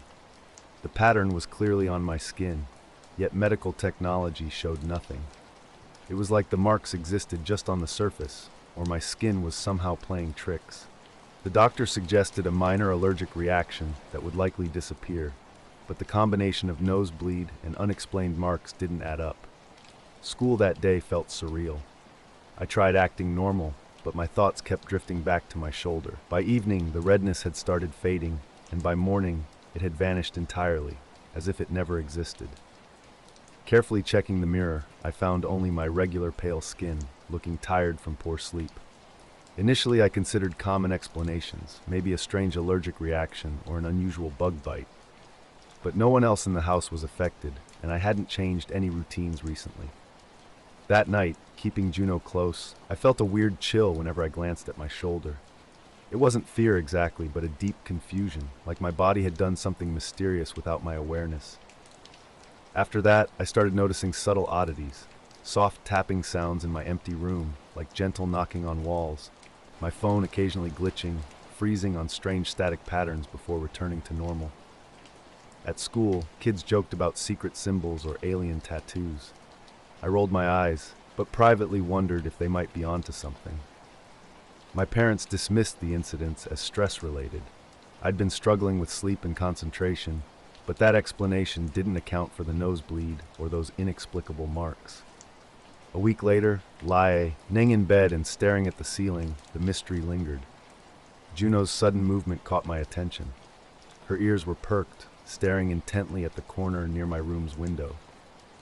A draft made the air feel colder, even though the window was completely shut. Lights flickered briefly, and then that tapping sound started again. Nothing was visible, but my skin prickled with unease. I tried dismissing it as nerves and drifted back to sleep. Morning revealed a faint triangular scar on my shoulder, barely noticeable, like a light scratch. My mom initially missed it, but when she looked closer, her expression shifted to concern. The doctor confirmed the skin was healing normally, yet couldn't explain the mysterious pattern or its origin. For months, the incident lingered in my mind. The nosebleed never returned, and the scars faded within weeks. But the memories remained. The tapping, the cold spot, the unexplained marks. They felt like an unsolved puzzle.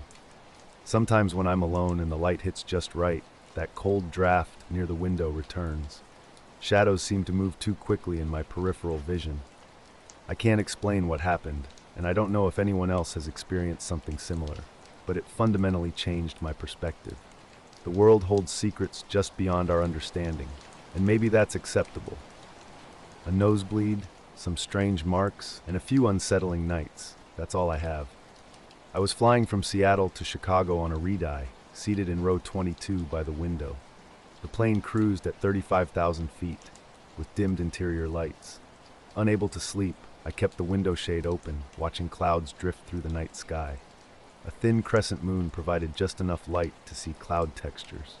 2 hours into the flight, something unusual appeared outside my window. Initially, it was subtle, a small metallic sphere hovering about 100 feet away. Unlike a drone or aircraft, it didn't blink or flash. It remained perfectly still, reflecting pale moonlight. I blinked, thinking it was a trick of reflection or glass.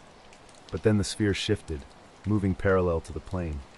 The sphere moved alongside the plane with an eerie precision, matching its speed of around 550 miles per hour. I noticed something strange outside the window and tried to point it out to the half-asleep woman next to me.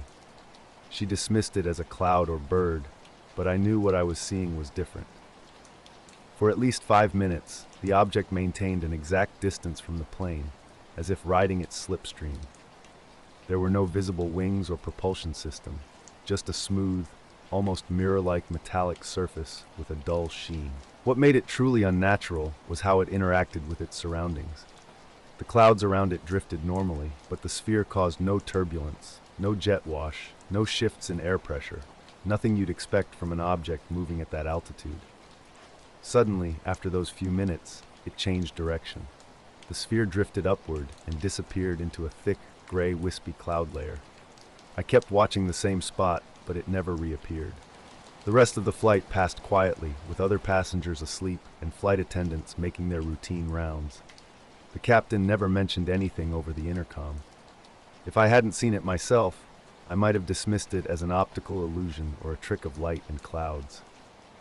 After landing in Chicago, I searched for any reports of strange sightings over the Midwest that night. Nothing turned up. No news, no radar activity, no other passenger accounts. When I shared the story with friends, most brushed it off as a drone or weather balloon. But this was different. No blinking lights, no sound, no logical movement. Now on other flights, I find myself watching the clouds, half expecting to see that sphere again. But it's never there. Just the same empty, silent sky. I still don't know what it was. A quiet presence that perfectly synchronized with our plane and then vanished without a trace. Just a mysterious moment suspended between earth and sky.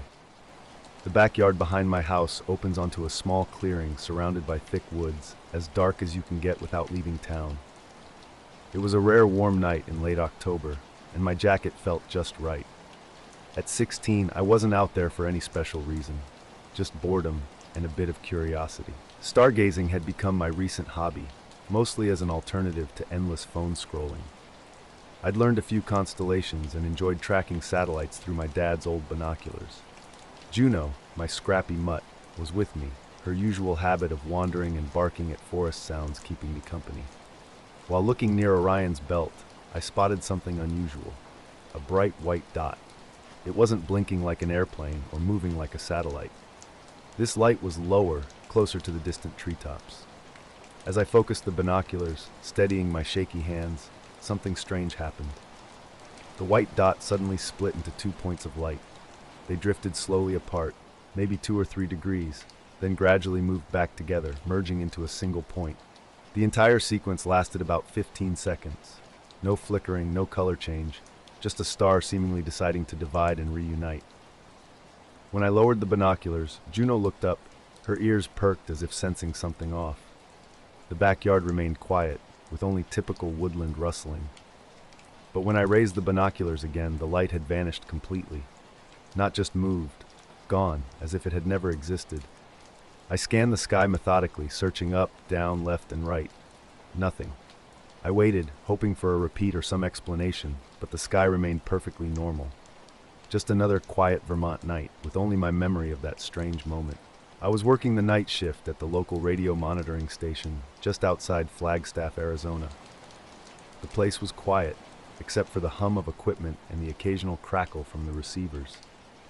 My job was basically to sit there and listen, monitor open frequencies for anything unusual, from emergency broadcasts to random chatter from far-flung corners of the spectrum. It wasn't glamorous, but it paid the bills and gave me time to think. Just a white star splitting into two and then vanishing. That's what I saw that night. Not a plane, not a drone, not a satellite. The way it moved was wrong for anything I'm familiar with. The woods around here are full of hunters and hikers, and we get occasional small planes flying over, but none of them do that. I guess that's why it sticks with me.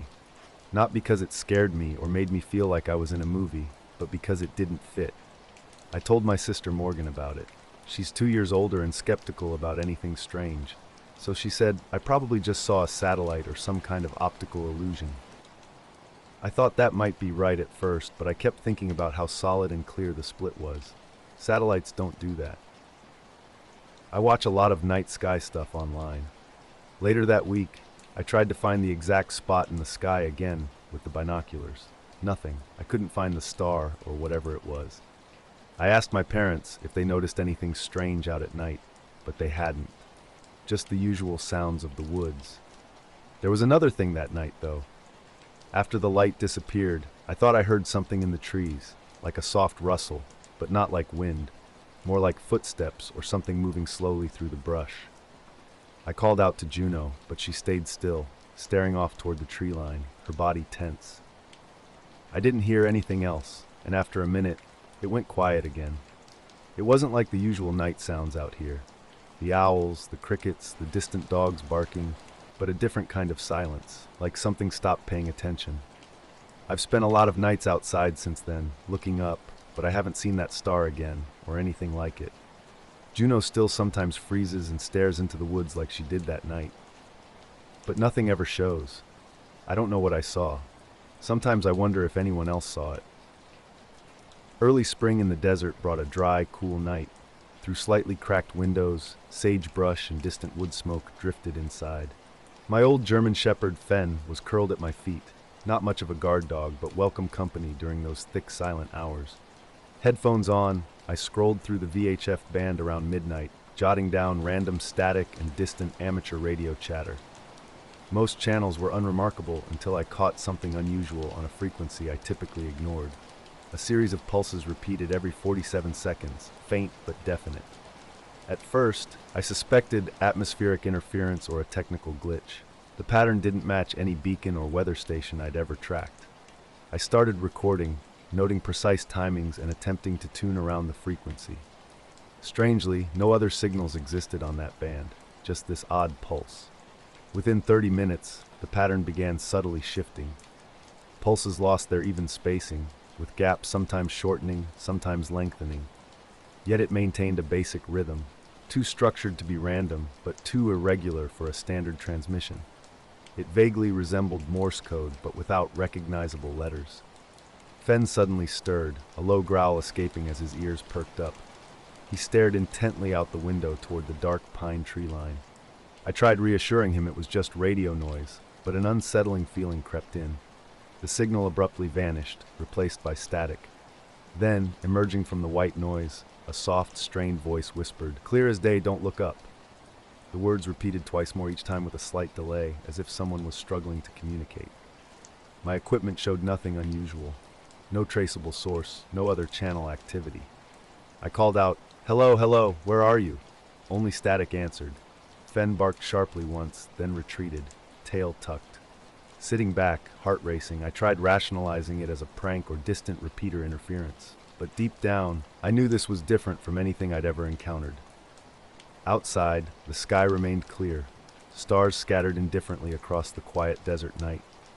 The storm ambushed us without warning, a late summer fury that seemed to have been waiting in the wings. Early September, and the rain slammed against our windows, shaking the trees with a primal intensity. Our home on the edge of Pine Ridge, just miles outside the city, was surrounded by thick woods where darkness settles quickly and storms can become wildly unpredictable. I was with my family, Claire, our daughter Laya, and our golden retriever Hobbs. The power cut out about 20 minutes after the first thunderclap, a blackout that felt like the entire neighborhood had simultaneously vanished. One moment the TV was droning on about some cooking show, the next everything went dark, save for lightning's stark illumination. Claire lit candles, and we gathered in the living room. Hobbs settled protectively next to Laya, who clutched her favorite stuffed bear, 7 years old and afraid of thunder, like most children her age. I watched through the window as rain hammered the yard and wind made the old pine trees groan and bend. Suddenly, the power snapped back. Not a gradual return, but an abrupt resurrection of light. We all exhaled in relief, until Claire's question froze me. "Did you see the security cameras?" Our basic home security system, installed months earlier to monitor wildlife wandering near the woods, stored its footage on a small DVR in the laundry room. I hadn't considered checking the recordings until that moment. In the hours before this, something else had unsettled me. The previous night, a strange radio signal had captured my attention. I'd listened intently, scanning various bands, checking neighboring radios. Nothing seemed out of the ordinary. At dawn, I walked outside with Fen, noting the pine forest looked unchanged and the dirt road remained dusty and empty. Yet an unshakable sensation persisted. Something watched from just beyond the tree line. That day I remained home, disconnecting the radios and avoiding skyward glances. The mysterious message replayed in my mind, its origin and meaning unknown. But its reality had been potent enough to root me in place, alone in a small radio shack in the middle of nowhere. The video was a mess of scrambled static and glitchy colors, completely unusable except for one frozen frame. It showed a grainy infrared view of the tree line behind our backyard, and there, hidden in the shadows, was a silhouette that didn't look quite right. Standing roughly 6 feet tall, the shape was slim but somehow off, not human in any recognizable way. What caught my attention were the eyes, 2 bright points of light reflecting back like an animal's, but not like any animal I knew from around here. No deer, coyote, or raccoon had eyes that looked like that. I watched that single frame over and over, a knot of unease tightening in my stomach. The rest of the video was completely corrupted, as if something had overwhelmed or jammed the system. That night, I kept checking the backyard through the window. The storm-battered trees cast their usual shadows. Hobbs growled softly a couple of times, but didn't seem alarmed enough to rush to the door. Claire was unusually quiet, and Laya just hugged her bear before falling asleep. The next morning, we went out to investigate. The rain had washed away any potential evidence. No broken branches, no disturbed grass, no footprints leading to or from the tree line. It was like nothing had ever been there. I asked the neighbors if they'd noticed anything strange during the storm, but they were only interested in discussing the weather and power outage. No one mentioned unusual lights or sounds. I felt like the only one who had seen something. A few nights later, I stayed up late, scanning the yard with a flashlight and watching the tree line. Hobbs was restless, pacing near the door. I thought I caught a flicker of movement at the forest's edge, but when I shone the light, nothing was there. The silence was the most unsettling part. Usually the night is filled with forest sounds, crickets, frogs, wind rustling leaves. But that night, everything was dead quiet, as if the world had stopped breathing. What was it? A person in night vision gear? An unknown animal? Something else entirely? The reflected eyes didn't match anything I recognized, and the shape was fundamentally wrong. The mystery haunted me. We were camping in the Mojave, about 20 miles off the main highway, early April with manageable temperatures. This was our first desert trip after previous camping experiences up north. The goal was simple: hike a bit, stargaze, and escape cell service. My forerunner took us down an old service road cutting through BLM land. No signs, no fences, just open terrain and low scrub. We didn't encounter another person. Around dusk, we found a flat spot nestled against a rock formation. It offered a good windbreak with solid ground near the parking spot. Our routine was standard: set up the tent, unroll sleeping bags, eat jerky and canned beans. We skipped the camp stove that night, opting for cold food while watching an incredibly clear sky. Planes and satellites drifted by as stars emerged. We turned in around 10 or 11, with only a distant coyote breaking the absolute silence. During the night, I woke suddenly. No sound triggered it. I noticed the tent zipper was partially open at the top, something we definitely closed before sleeping. My girlfriend slept peacefully beside me. Nothing inside seemed disturbed. Outside, complete silence reigned. Later, Claire suggested the strange occurrence might be a camera glitch caused by the storm, but something about those watching eyes unsettled me. Eventually, things normalized. The power remained stable, cameras functioned correctly, and Hobbs stopped his nightly growling. Yet sometimes, when the wind is right and trees grow low, I find myself staring into the yard's dark edge, wondering if whatever watched us that night is still lurking. We never called the authorities, perhaps because we lacked concrete proof, just an unexplained image visible only to us. Or maybe I simply refused to accept something beyond a straightforward explanation. I woke up alert, my senses heightened. Something felt off. Earlier in the night, I'd noticed the tent door was unzipped and carefully closed it, trying not to disturb my sleeping girlfriend. I sat up, listening intently. The silence was absolute, that deep, heavy quiet you only experience in remote wilderness. 20 minutes passed. Nothing moved. No wind, no sounds. Eventually, I lay back down, but sleep didn't come easily. When morning arrived, my girlfriend stirred and asked if I'd unzipped the tent. I hesitated, first saying no, then admitting I had seen it open and zipped it back up. She gave me a skeptical look. Stepping outside, we both froze. Right in front of our tent, our bundle of firewood, 8 or 10 sticks in a mesh bag we'd left by the back tire, was now arranged in a perfect, precise circle on the ground. Each piece was exactly equidistant, forming a flat ring about 3 feet across, centered directly in front of our tent door. We knew we hadn't touched the wood. It hadn't been moved when we went to bed. I was certain because I'd stepped over the bag entering the tent. The sandy gravel showed no boot prints or tracks. Just these sticks, laid out as if measured by an invisible hand. The silence felt heavy, unnatural. I walked the campsite perimeter, checking everything. Nothing was missing or displaced. The cooler remained untouched. Our packs were zipped. I searched for any signs, footprints, drag marks, animal tracks. Nothing. The firewood was pristine. No scratches, no soot, no insects. Just dry sticks arranged in a perfect circle. Not even a twig broken. I asked my girlfriend again if she'd gotten up or heard anything. She hadn't. We're both light sleepers who would have noticed any approach. After standing there bewildered for about 10 minutes, we packed up. No breakfast, no hike.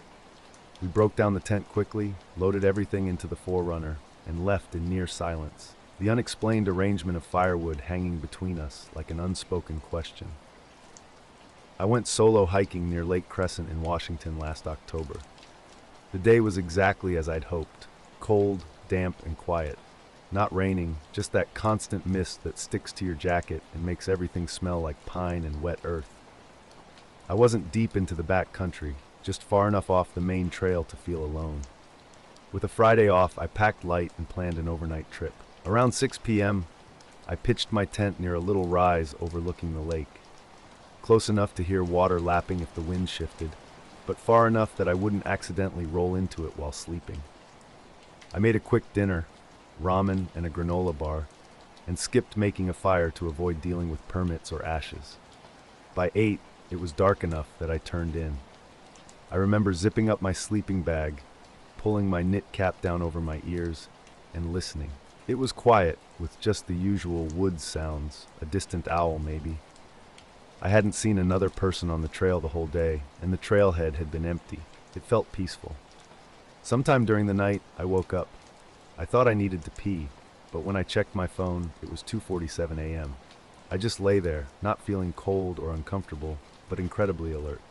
I wasn't scared exactly, just very aware of how thin the tent fabric was. I stayed still, trying to determine if I'd heard something or if my body had simply decided to wake up.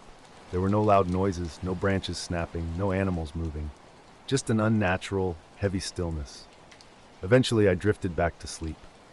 In the morning, everything looked normal at first. Dew on the fly, fog sitting low in the trees. I opened the flap and stepped outside, stretching my legs in that half-awake zombie walk around the tent. That's when I saw them, footprints in the soft ground leading away from my tent in a straight line. I crouched down and looked closer. They were mine. Same tread as my hiking boots, same stride length. We never saw anyone else out there. No cars passed on the way in or out. Later that afternoon, back in town, I checked the firewood bag. It was empty, not a single stick left inside. Nothing else ever came of it. Nothing followed us home. We never went back. The morning revealed something unsettling. Footprints I hadn't seen when setting up camp were now clearly visible, sharp edges where the soil had been compressed. They traced a precise path about 100 feet out from my tent, then turned and came straight back. No other tracks interrupted this perfect line.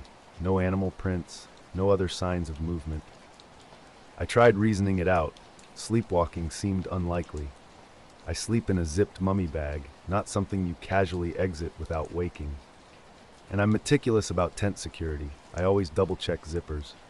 That morning, the tent door remained fully zipped from the inside. Methodically, I searched the campsite. My pack, gear, everything remained undisturbed. The food bag hung exactly where I'd left it. Nothing was missing or moved. Following the tracks, I reached their endpoint near a cluster of trees, just before the slope dropped toward the lake. The final prints turned around cleanly, as if whoever made them had simply reached a spot, paused, and walked back. No wandering, no circling, just a direct out-and-return path. Standing at the turnaround point, I tried to recall anything, a dream, a moment of waking, that might explain this. Nothing came, just silence and fog. By noon, I hiked out faster than usual, constantly glancing back. No one followed, but occasionally I heard branches shifting deep in the woods. Not snapping, not footsteps, just movement that didn't align with the wind. At the trailhead, my car sat alone. I checked doors and trunk, keys securely in my jacket pocket. Everything seemed fine. I drove non-stop until reaching the main highway. That night, reviewing phone photos revealed something odd. Amid typical landscape shots and a blurry crow picture, one image stood out. A black frame with a faint glow of light barely visible in the top corner, like a distant light filtering through branches. My overnight camping trip was meant to be simple.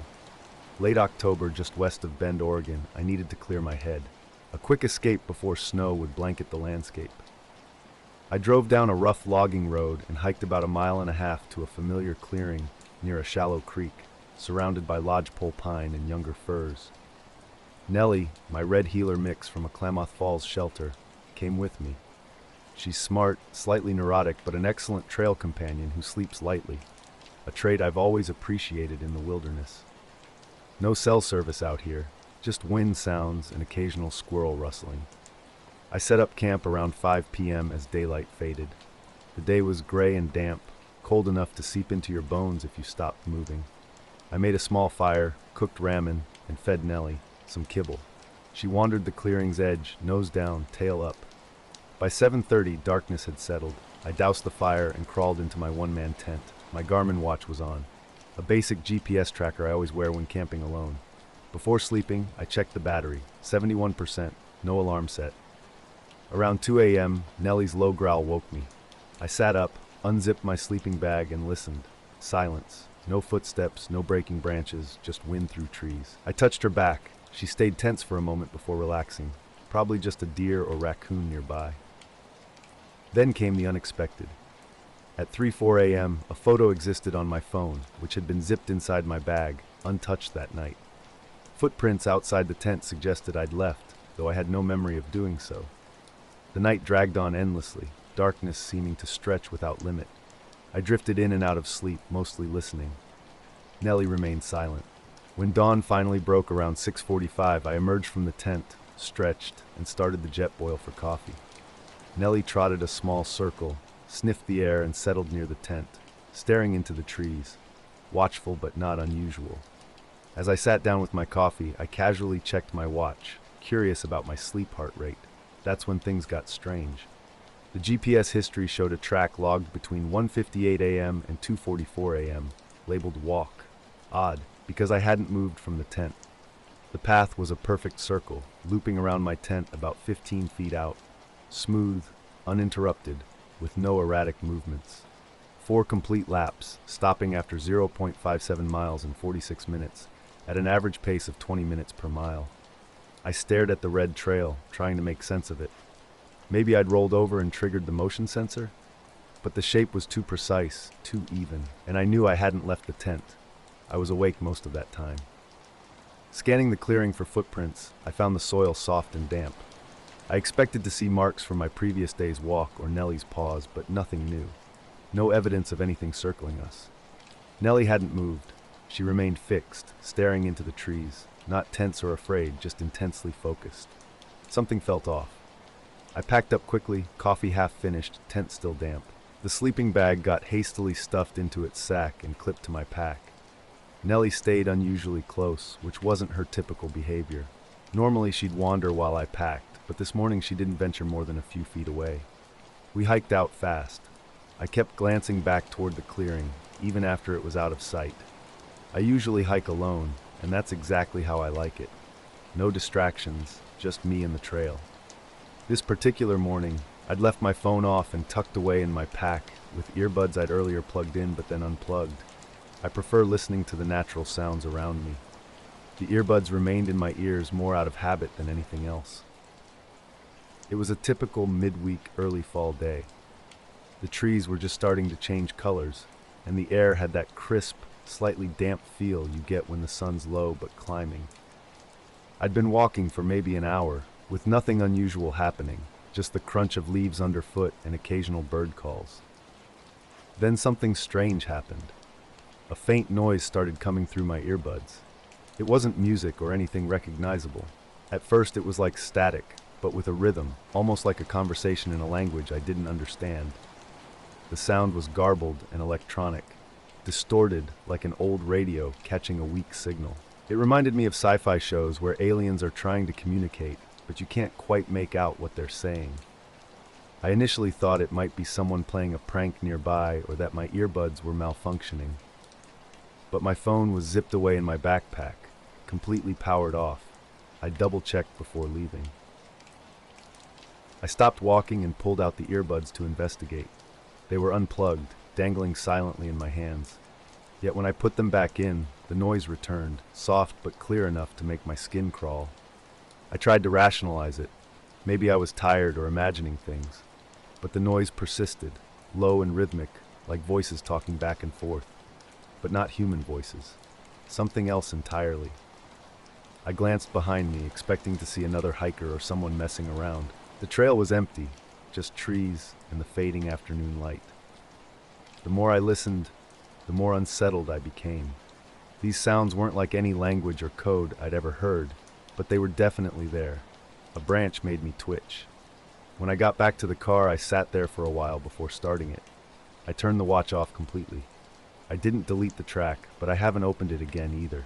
It's still in the history labeled walk. I haven't been back to that spot since.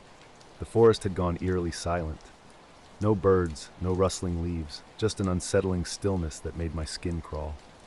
I'd been hiking when strange noises started coming through my earbuds, sounds that didn't feel random at all. Something seemed to be trying to communicate. I slowed down, scanning my surroundings. The air felt thick, heavy with an unspoken tension. Without realizing it, I was holding my breath. Then, abruptly, the noises stopped. When I glanced back, something about the atmosphere had shifted. The silence was overwhelming. Turning slowly, I searched the trees and underbrush. Nothing. My heartbeat thundered in my ears, louder than anything else. Deciding to remove my earbuds, I put them away. Immediately, the forest seemed to come back to life. Birds began calling, and a gentle wind stirred the leaves. Shaking my head, I tried to clear my thoughts and continued hiking back along the main trail. An persistent feeling of being watched followed me, like something was trailing just beyond my perception. By the time I reached my car, darkness had fallen, and the parking lot lights flickered on. Checking my phone revealed no messages, no missed calls, nothing unusual.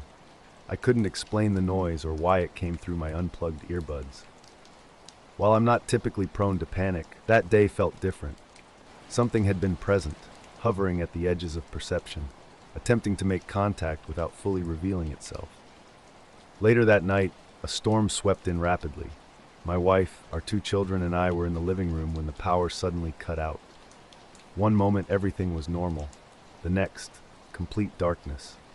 No streetlights, no neighboring houses visible through the windows. Just the sound of rain and wind battering against the house. I tried using my phone's flashlight, but the battery was nearly dead. My wife lit candles while our kids huddled close, trying to stay calm. The rain was deafening, and thunder crashed overhead like a massive drum. Peering out the front window, I noticed something strange. Every house on the block was brightly illuminated, as if their power remained uninterrupted. It was an odd sight amidst our own pitch-black home. I'm not sure I want to return to that hiking trail alone again. The street was wet and gleaming from the rain, with every other house radiating light, living room lamps, porch lights, TVs showing signs of life. Our house stood in stark contrast, pitch black, except for a single flickering candle inside. I blinked, unsure if my eyes were deceiving me. Standing on the porch with my phone's weak light, I saw movement in nearby windows, silhouettes walking around. But our home was eerily silent. My wife joined me, looking equally confused. We scanned the street, searching for answers. Above our backyard, something caught my attention. A soft, steady glow hovered about 30 feet above the treetops, pulsing and shifting between pale blue and dull green. It seemed almost alive, breathing with a rhythmic intensity. The kids watched from the kitchen window, eyes wide with wonder. I stepped outside into the cold, heavy rain. The light remained unaffected, its heartbeat-like pulse continuing despite the storm. Trees swayed, casting long shadows in its ethereal glow. I tried calling my parents, but my phone showed no signal. No calls, no texts. My wife grabbed a flashlight and aimed it toward the mysterious light, but it made no difference. There were no visible sources, no bulbs, no wires, nothing connecting it to the trees. As I moved closer, the light seemed to pulse faster, almost as if aware of my presence. I warned my wife to stay inside with the children, but she followed me anyway. Together we stood watching, listening to the storm's soundtrack.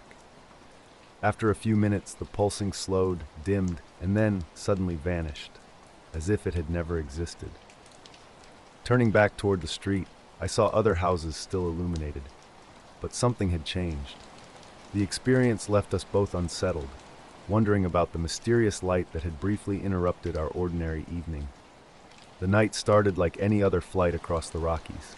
We were west of Denver, cruising at 31,000 feet on a Portland to Kansas City route. January's chill gripped the ground below, but up here the air was steady and clear. I'd made this red-eye run dozens of times before. Back home, something strange was unfolding. Our house had gone dark, but the microwave clock blinked as if it had just experienced a power interruption. Inside, nothing worked. The kitchen light switch did nothing. I checked the fuse box. All breakers looked normal, no signs of trouble. We sat in the living room by candlelight, tense and quiet. The kids were subdued, too young to fully grasp the situation. My wife and I exchanged worried looks without speaking. When the rain eased, I peered outside. Every other house on the street blazed with light. My phone showed no signal. The sky was simply dark, nothing remarkable visible. I suggested checking the neighbors, but my wife deemed it too risky in the rain and darkness. Hours crawled by. Our house remained powerless while surrounding homes stayed brightly lit. At dawn, the storm had vanished. Stepping outside in daylight, I expected to find something unusual where the strange light had been. Instead, everything looked completely normal. Wet grass, trees swaying in the morning breeze. Talking to neighbors revealed nothing. Everyone reported uninterrupted power throughout the night. The power company confirmed no regional outages. I still can't explain that night. The unexplained light, our isolated blackout, the eerie silence, it all felt like a reality glitch. Sometimes, when power fails and the wind is just right, I catch myself watching the back window, half expecting that pulsing light to reappear in the sky. I was flying with Tyler that night, a younger Air Force guy who wasn't much of a talker until his second cup of coffee. About an hour into our flight, everything seemed routine. We'd checked in with Denver Center and gotten handed off. As I stared out the left side window, watching the landscape drift by, I saw something unusual. It wasn't a star or another plane. These were distinct, rapid white flashes, not like anti-collision lights or satellite markers. 2 or 3 quick bursts of light, then darkness, then the sequence would repeat. No colored wing lights, just pure white. And critically, it was exactly at our altitude, maybe a mile off our port side. Almost reflexively, I tapped the window with my knuckle and called to Tyler. "You see that?" He looked up from the display, confused. I pointed and the light flashed again. 3 quick bursts. Tyler squinted, leaning toward the window. "Where?" I tracked it precisely, left side, 10 position, same level. He couldn't see it. "I don't see it," he said, but I watched intently. The light continued its pattern, flash, pause, flash, for another full minute before vanishing completely. I radioed Denver Center immediately. "Horizon 297, we've got a flashing light at our altitude, 10 position, 1 to 2 miles out. Can you confirm any traffic?" The response was clear. "Negative radar contact in your vicinity. You're clear for 100 miles in all directions." Tyler was studying the navigation screen, clearly trying to rationalize what might have happened. Weather balloon? Drone? He didn't vocalize his thoughts. We sat in silence for the next 10 minutes. Then something subtle changed. The nose pitched slightly, so minimal I initially thought it might be light turbulence. But the instruments showed nothing. No shear, no atmospheric disturbance. Tyler caught my eye. "Did you feel that?" I nodded. We checked the controls meticulously. Everything appeared normal, airspeed steady, pressure unchanged, but something had definitely happened. Emergency backup kicked in when the cabin lights flickered just for a second. Not a major issue flight-wise, but something felt off. LEDs don't typically flicker like that. They work, or they don't. I radioed Denver Center, Horizon 297, reporting a minor electrical anomaly. Cabin lights had flickered with no warning indicators. Denver's response was calm. Weather's clear all the way to Kansas. No reported issues. 15 minutes later, Tyler spoke up. "I felt that again." The aircraft's nose dipped slightly, then corrected on its own. The autopilot remained engaged, but it seemed like a micro-adjustment happened without any input. Too subtle to trigger an alarm. That's when I noticed a different hum. Not the engine noise I'd grown used to over years of flying. This was higher pitched, almost like headset feedback, but not quite. More like pressure. My ears popped twice, as if we were climbing, except we weren't. Tyler confirmed cabin pressure was stable. Then it happened again. At 10, 3 quick light flashes. This time something else struck me, a split-second disorientation. My depth perception seemed to shift, the horizon moving slightly off level, then instantly returning to normal. I turned toward the window. Black sky. "I saw it again," I said. Tyler looked over. "I didn't," he replied. His face was pale. Not scared exactly, but unsettled. Something was bothering him, though he couldn't articulate what. "What time is it?" he asked. We checked our watches. I had 2:40. He had the same. The cockpit clock showed 212. Nothing matched. Watches synced pre-flight, yet over 30 minutes difference didn't make sense. We crossed into Kansas airspace around 3. Skies were clear, tailwind picked up, no more strange lights, no more unexplained dips. We landed on schedule. Ground crew said nothing. I filed an anomaly report, electrical flicker, unconfirmed light sighting. No questions asked. At the hotel, Tyler was quiet, a quick good night, then he disappeared to his room. The next day, I pressed him again. "You really didn't see anything?" He shook his head. "No light, just felt strange." Flying out on a route I knew well, something felt off. A few weeks before, there was this moment during a flight that left me unsettled. Now I was back, different co-pilot, same conditions, still searching. My backyard near Flagstaff is my regular stargazing spot. Years of amateur astronomy have taught me to appreciate clear nights like this one. The evening was dry and cool, with barely a whisper of wind. My border collie Scout lay quietly by my feet, unusual for him, since he typically chases rabbits. I was adjusting camera settings on my telescope, hoping to capture the Milky Way. After an hour of tinkering, I set the equipment aside and simply gazed upward. At 11:17 p.m., a bright light caught my eye. Moving west to east, it didn't behave like any satellite or space station I'd encountered before. The light was intensely steady and unnaturally bright. Quickly grabbing my camera, I started recording. Its movement was eerily smooth. No blinking, no sound. The neighborhood remained silent except for Scout's occasional soft sigh. Then the unthinkable happened. The light abruptly stopped mid-trajectory, hanging motionless for about 5 seconds. Without warning, it shot vertically toward the sky's zenith. The acceleration was beyond anything I'd seen in commercial or military aircraft. No contrail, no sonic boom, nothing accompanied its impossible ascent. Scout watched, ears alert but strangely calm. Within 2 seconds, the light vanished into darkness above the stars. I stared, bewildered. The sky returned to its normal state, stars twinkling as if nothing extraordinary had occurred. Later, reviewing the footage on my laptop, I searched for explanation, finding none. The night was quiet and cold, typical of late November in the Arizona desert. I was driving north on the highway, hauling a flatbed of industrial piping toward Farmington. The stretch between Holbrook and the 377-277 fork is lonely after midnight, with hardly any traffic and tumbleweeds rolling across the empty road. About 45 minutes past the last gas station, I hadn't seen another vehicle for miles. Then I noticed something strange. A bright light appeared, moving in a way that defied explanation. When I zoomed in, there was no discernible shape, no wings, no tail, just a luminous point traveling independently. My first thought was a drone, but I've never seen anything fly so fast and high without making a sound or showing navigation lights. Military jets create noise for miles, and missiles leave visible trails. But this was different. I checked everything. The camera settings were normal, and the GPS clock matched my phone's time. The light's movement was what struck me most. It would stop suddenly, hanging as if suspended by something invisible, then shoot straight up weightlessly without any acceleration effects or sound. In the days following, I asked around. Friends at the local airport and the astronomy club hadn't seen anything similar. The FAA flight tracker showed no flights matching that path or time. Nobody could explain it. My dog, Scout, has been acting weird since that night. He won't go into the backyard after dark and sometimes stares at the sky, growling and standing stiffly, behavior totally unlike him. I still go stargazing, but I haven't seen anything like that light again. I keep searching for a logical explanation. Maybe it's some experimental aircraft, but no one will confirm anything. The FAA representatives just shrug. What I know is this: it was a bright, silent light moving on its own terms, stopping and then vanishing straight up into the sky as if it didn't belong here.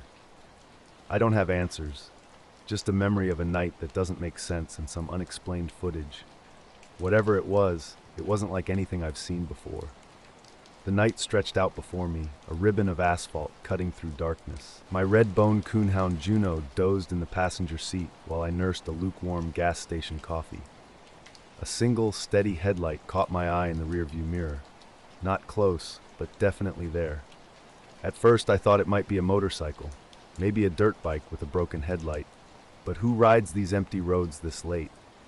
I kept checking the mirror. The light remained constant, never getting closer or farther away. Curious, I eased off the gas to see what would happen. The light matched my speed precisely. Something felt off. I tapped the brakes. No reaction. Eventually I pulled onto a gravel runoff with an old cattle gate and a rusted no trespassing sign. No lifted her head, gave a slow blink, and settled back down. I watched the mirror. Nothing approached. After waiting several minutes, I stepped out. The door creaked shut. Wind rustled through low brush while my engine's metal ticked as it cooled. Walking around the truck, I swept my flashlight across the road. Empty blackness stretched behind me. 20 minutes later, the headlight reappeared. This time I studied it more carefully. It moved unnaturally smooth, not like a motorcycle at all. More like gliding. I tried the CB radio. Only static answered. At a maintenance turnout, I stopped again, leaving the engine running. The moment I braked, the light vanished. Juno jumped out with me, her tail stiff, ears alert. She sniffed the air like something strange lingered nearby. I walked back about 100 yards, scanning the road. No tire marks, no sounds, just dry air and distant power line buzz. Something was definitely not right. I was driving west on Highway 95, about 30 miles south of Tonopah, just past midnight. Earlier that evening, I'd had a late dinner with my cousin in Ellie and decided to push on to Bay instead of staying over. The road stretched out quiet and empty, with no other cars for miles. My high beam cut through the darkness ahead, the only light besides the dash. A few days had passed since my last trip through this area. The road's shoulder still had soft dirt patches, but no tracks were visible, not even my own from before. I gripped the wheel a little tighter than I'd like to admit, keeping my eyes locked on the rearview mirror. Half an hour later, near a cluster of roadside debris, I saw it again. One light. Exactly the same spot, same height off the ground. This time I didn't stop. I stared for maybe 10 minutes, barely blinking. Juno started whining low and nervously. She's not usually reactive, but kept glancing at the side window like something was about to appear. I tried something different. Hard brake, killed the headlights, pitch black. When my eyes adjusted, the mysterious headlight was still there, bright as ever. Too bright, actually. It didn't cast a normal glow. No shine on the asphalt, no beam. Just a perfect, sharp white point. Then it blinked out, completely. No fade, no gradual descent. Just gone. I sat in the darkness, heart pounding.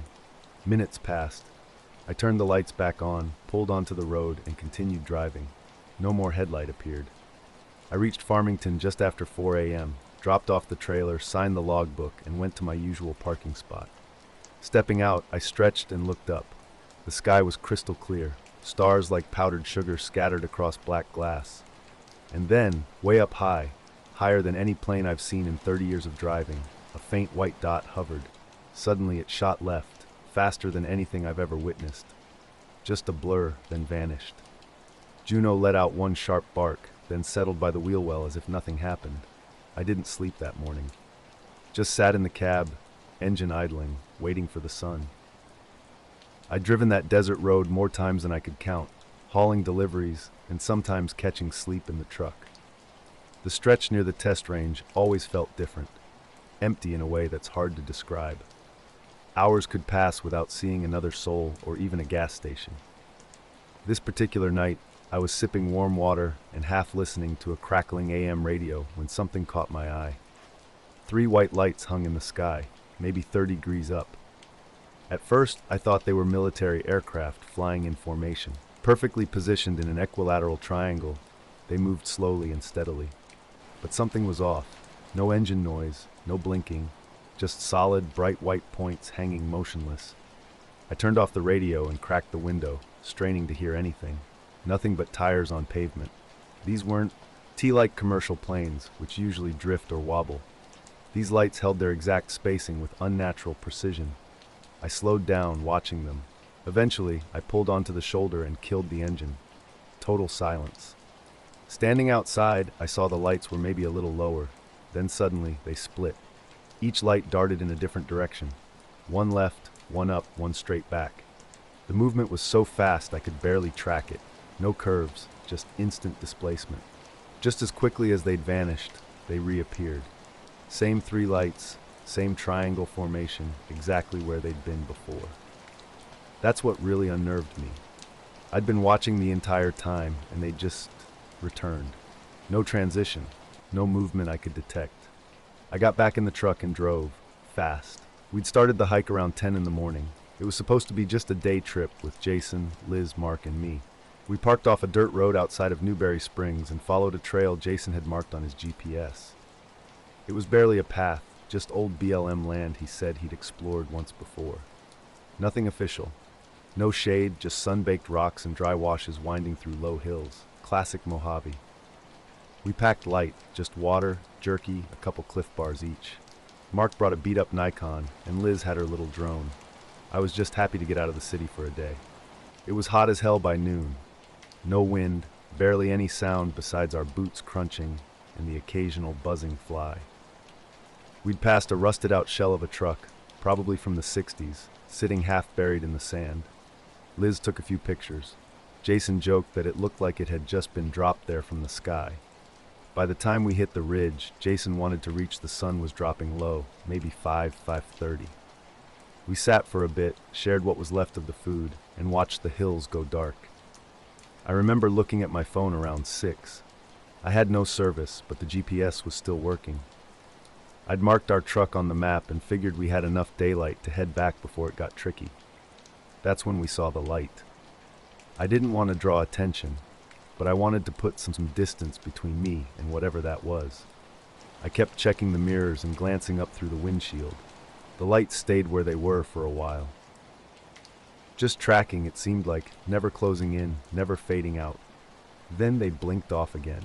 Not moved, just off like someone flipped a switch. That was the last I saw them. About 10 minutes later, my dash clock reset, just flickered out. Then came back with the wrong time. Something like 4:11 a.m., which didn't match my watch or phone.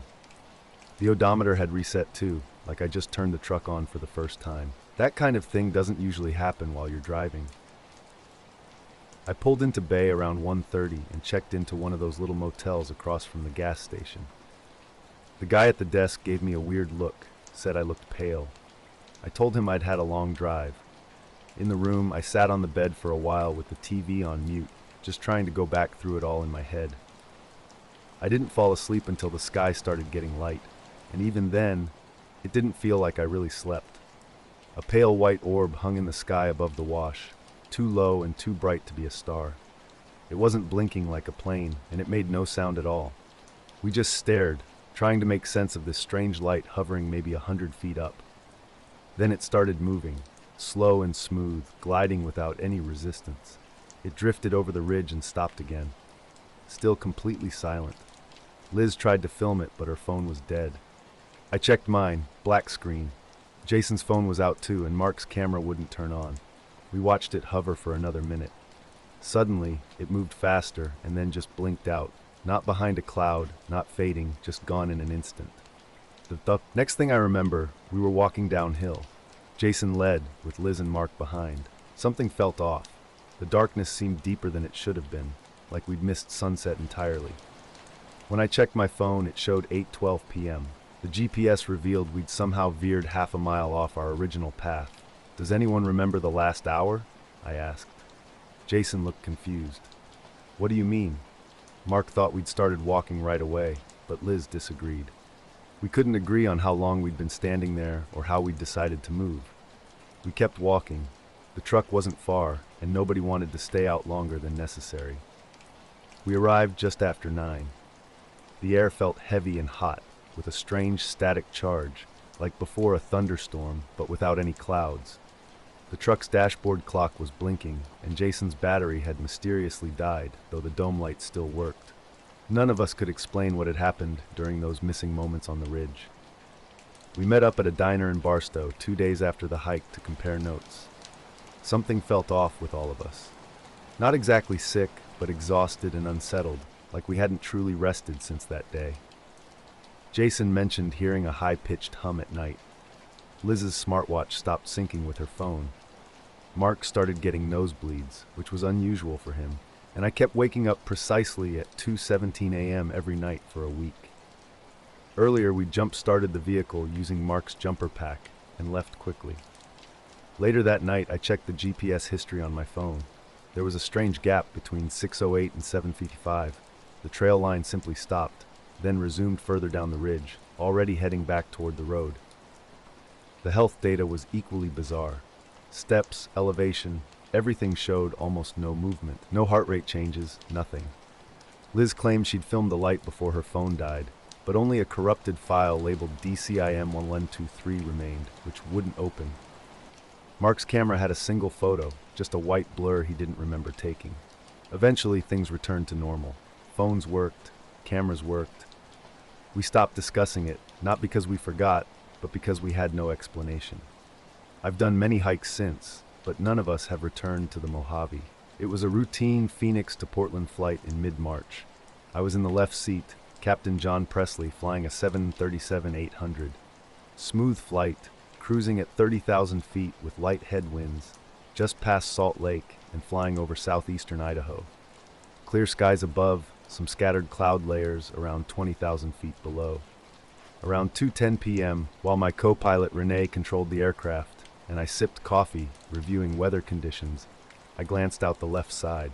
A break in the clouds revealed something unusual about 8,000 or 10,000 feet beneath us. A metallic object hovered motionless, positioned around 25,000 feet. This wasn't a balloon. I've seen plenty of those, which drift or tumble with wind. This object was different, smooth, oval, completely still. The sunlight caught something reflective, a flattened pill-like object high in the sky. At first, I thought it might be an aircraft at an odd angle, but there were no wings, no contrails, no movement. I pointed it out to Renee. "Do you see that?" She squinted and tracked my finger. After a moment, she asked, "What is that?" We watched it for what felt like an eternity, though it was probably only 30 seconds. In the vast emptiness of the sky, those seconds stretched out. The object remained perfectly still, neither changing altitude nor orientation. Then, without warning, it shot straight upward, not diagonally, not with any gradual acceleration, but as if yanked by an invisible wire. One instant it was there, the next, gone. I blinked and scanned the sky, half expecting to spot it moving horizontally, but saw only clear blue stretching endlessly. Renee looked at me. "Did that really happen?" "Yeah," I confirmed. We sat in silence, processing what we'd just witnessed. I waited for a traffic collision avoidance system alert, expecting some indication of another aircraft, but nothing came. I keyed the microphone. "Salt Lake Center, Southwest 2208. Southwest 2208, go ahead. Just checking if you have any traffic about 10 miles south of us, maybe around flight level 2550. A pause. "Negative. No traffic in that vicinity. You say 2550? "Affirmative. Something metallic. No transponder." Another pause. "Copy that. We'll log it. Nothing on radar at that altitude in your sector." And that was it. No further questions, no request for a detailed report. About 10 minutes later, Renee asked if I planned to file anything when we landed. I never acted on the thought, despite considering it. The object defied easy explanation, something we both recognized immediately. It wasn't behaving like a typical drone. Its movement was all wrong, hovering at an impossible height, remaining unnaturally motionless, then darting with startling speed. We watched, puzzled by what we were seeing, knowing this was something outside our usual experience. The sky held a mystery that evening, something that challenged our understanding of what could move through the air. Our shared observation created a moment of quiet wonder, a mutual recognition that we were witnessing something extraordinary.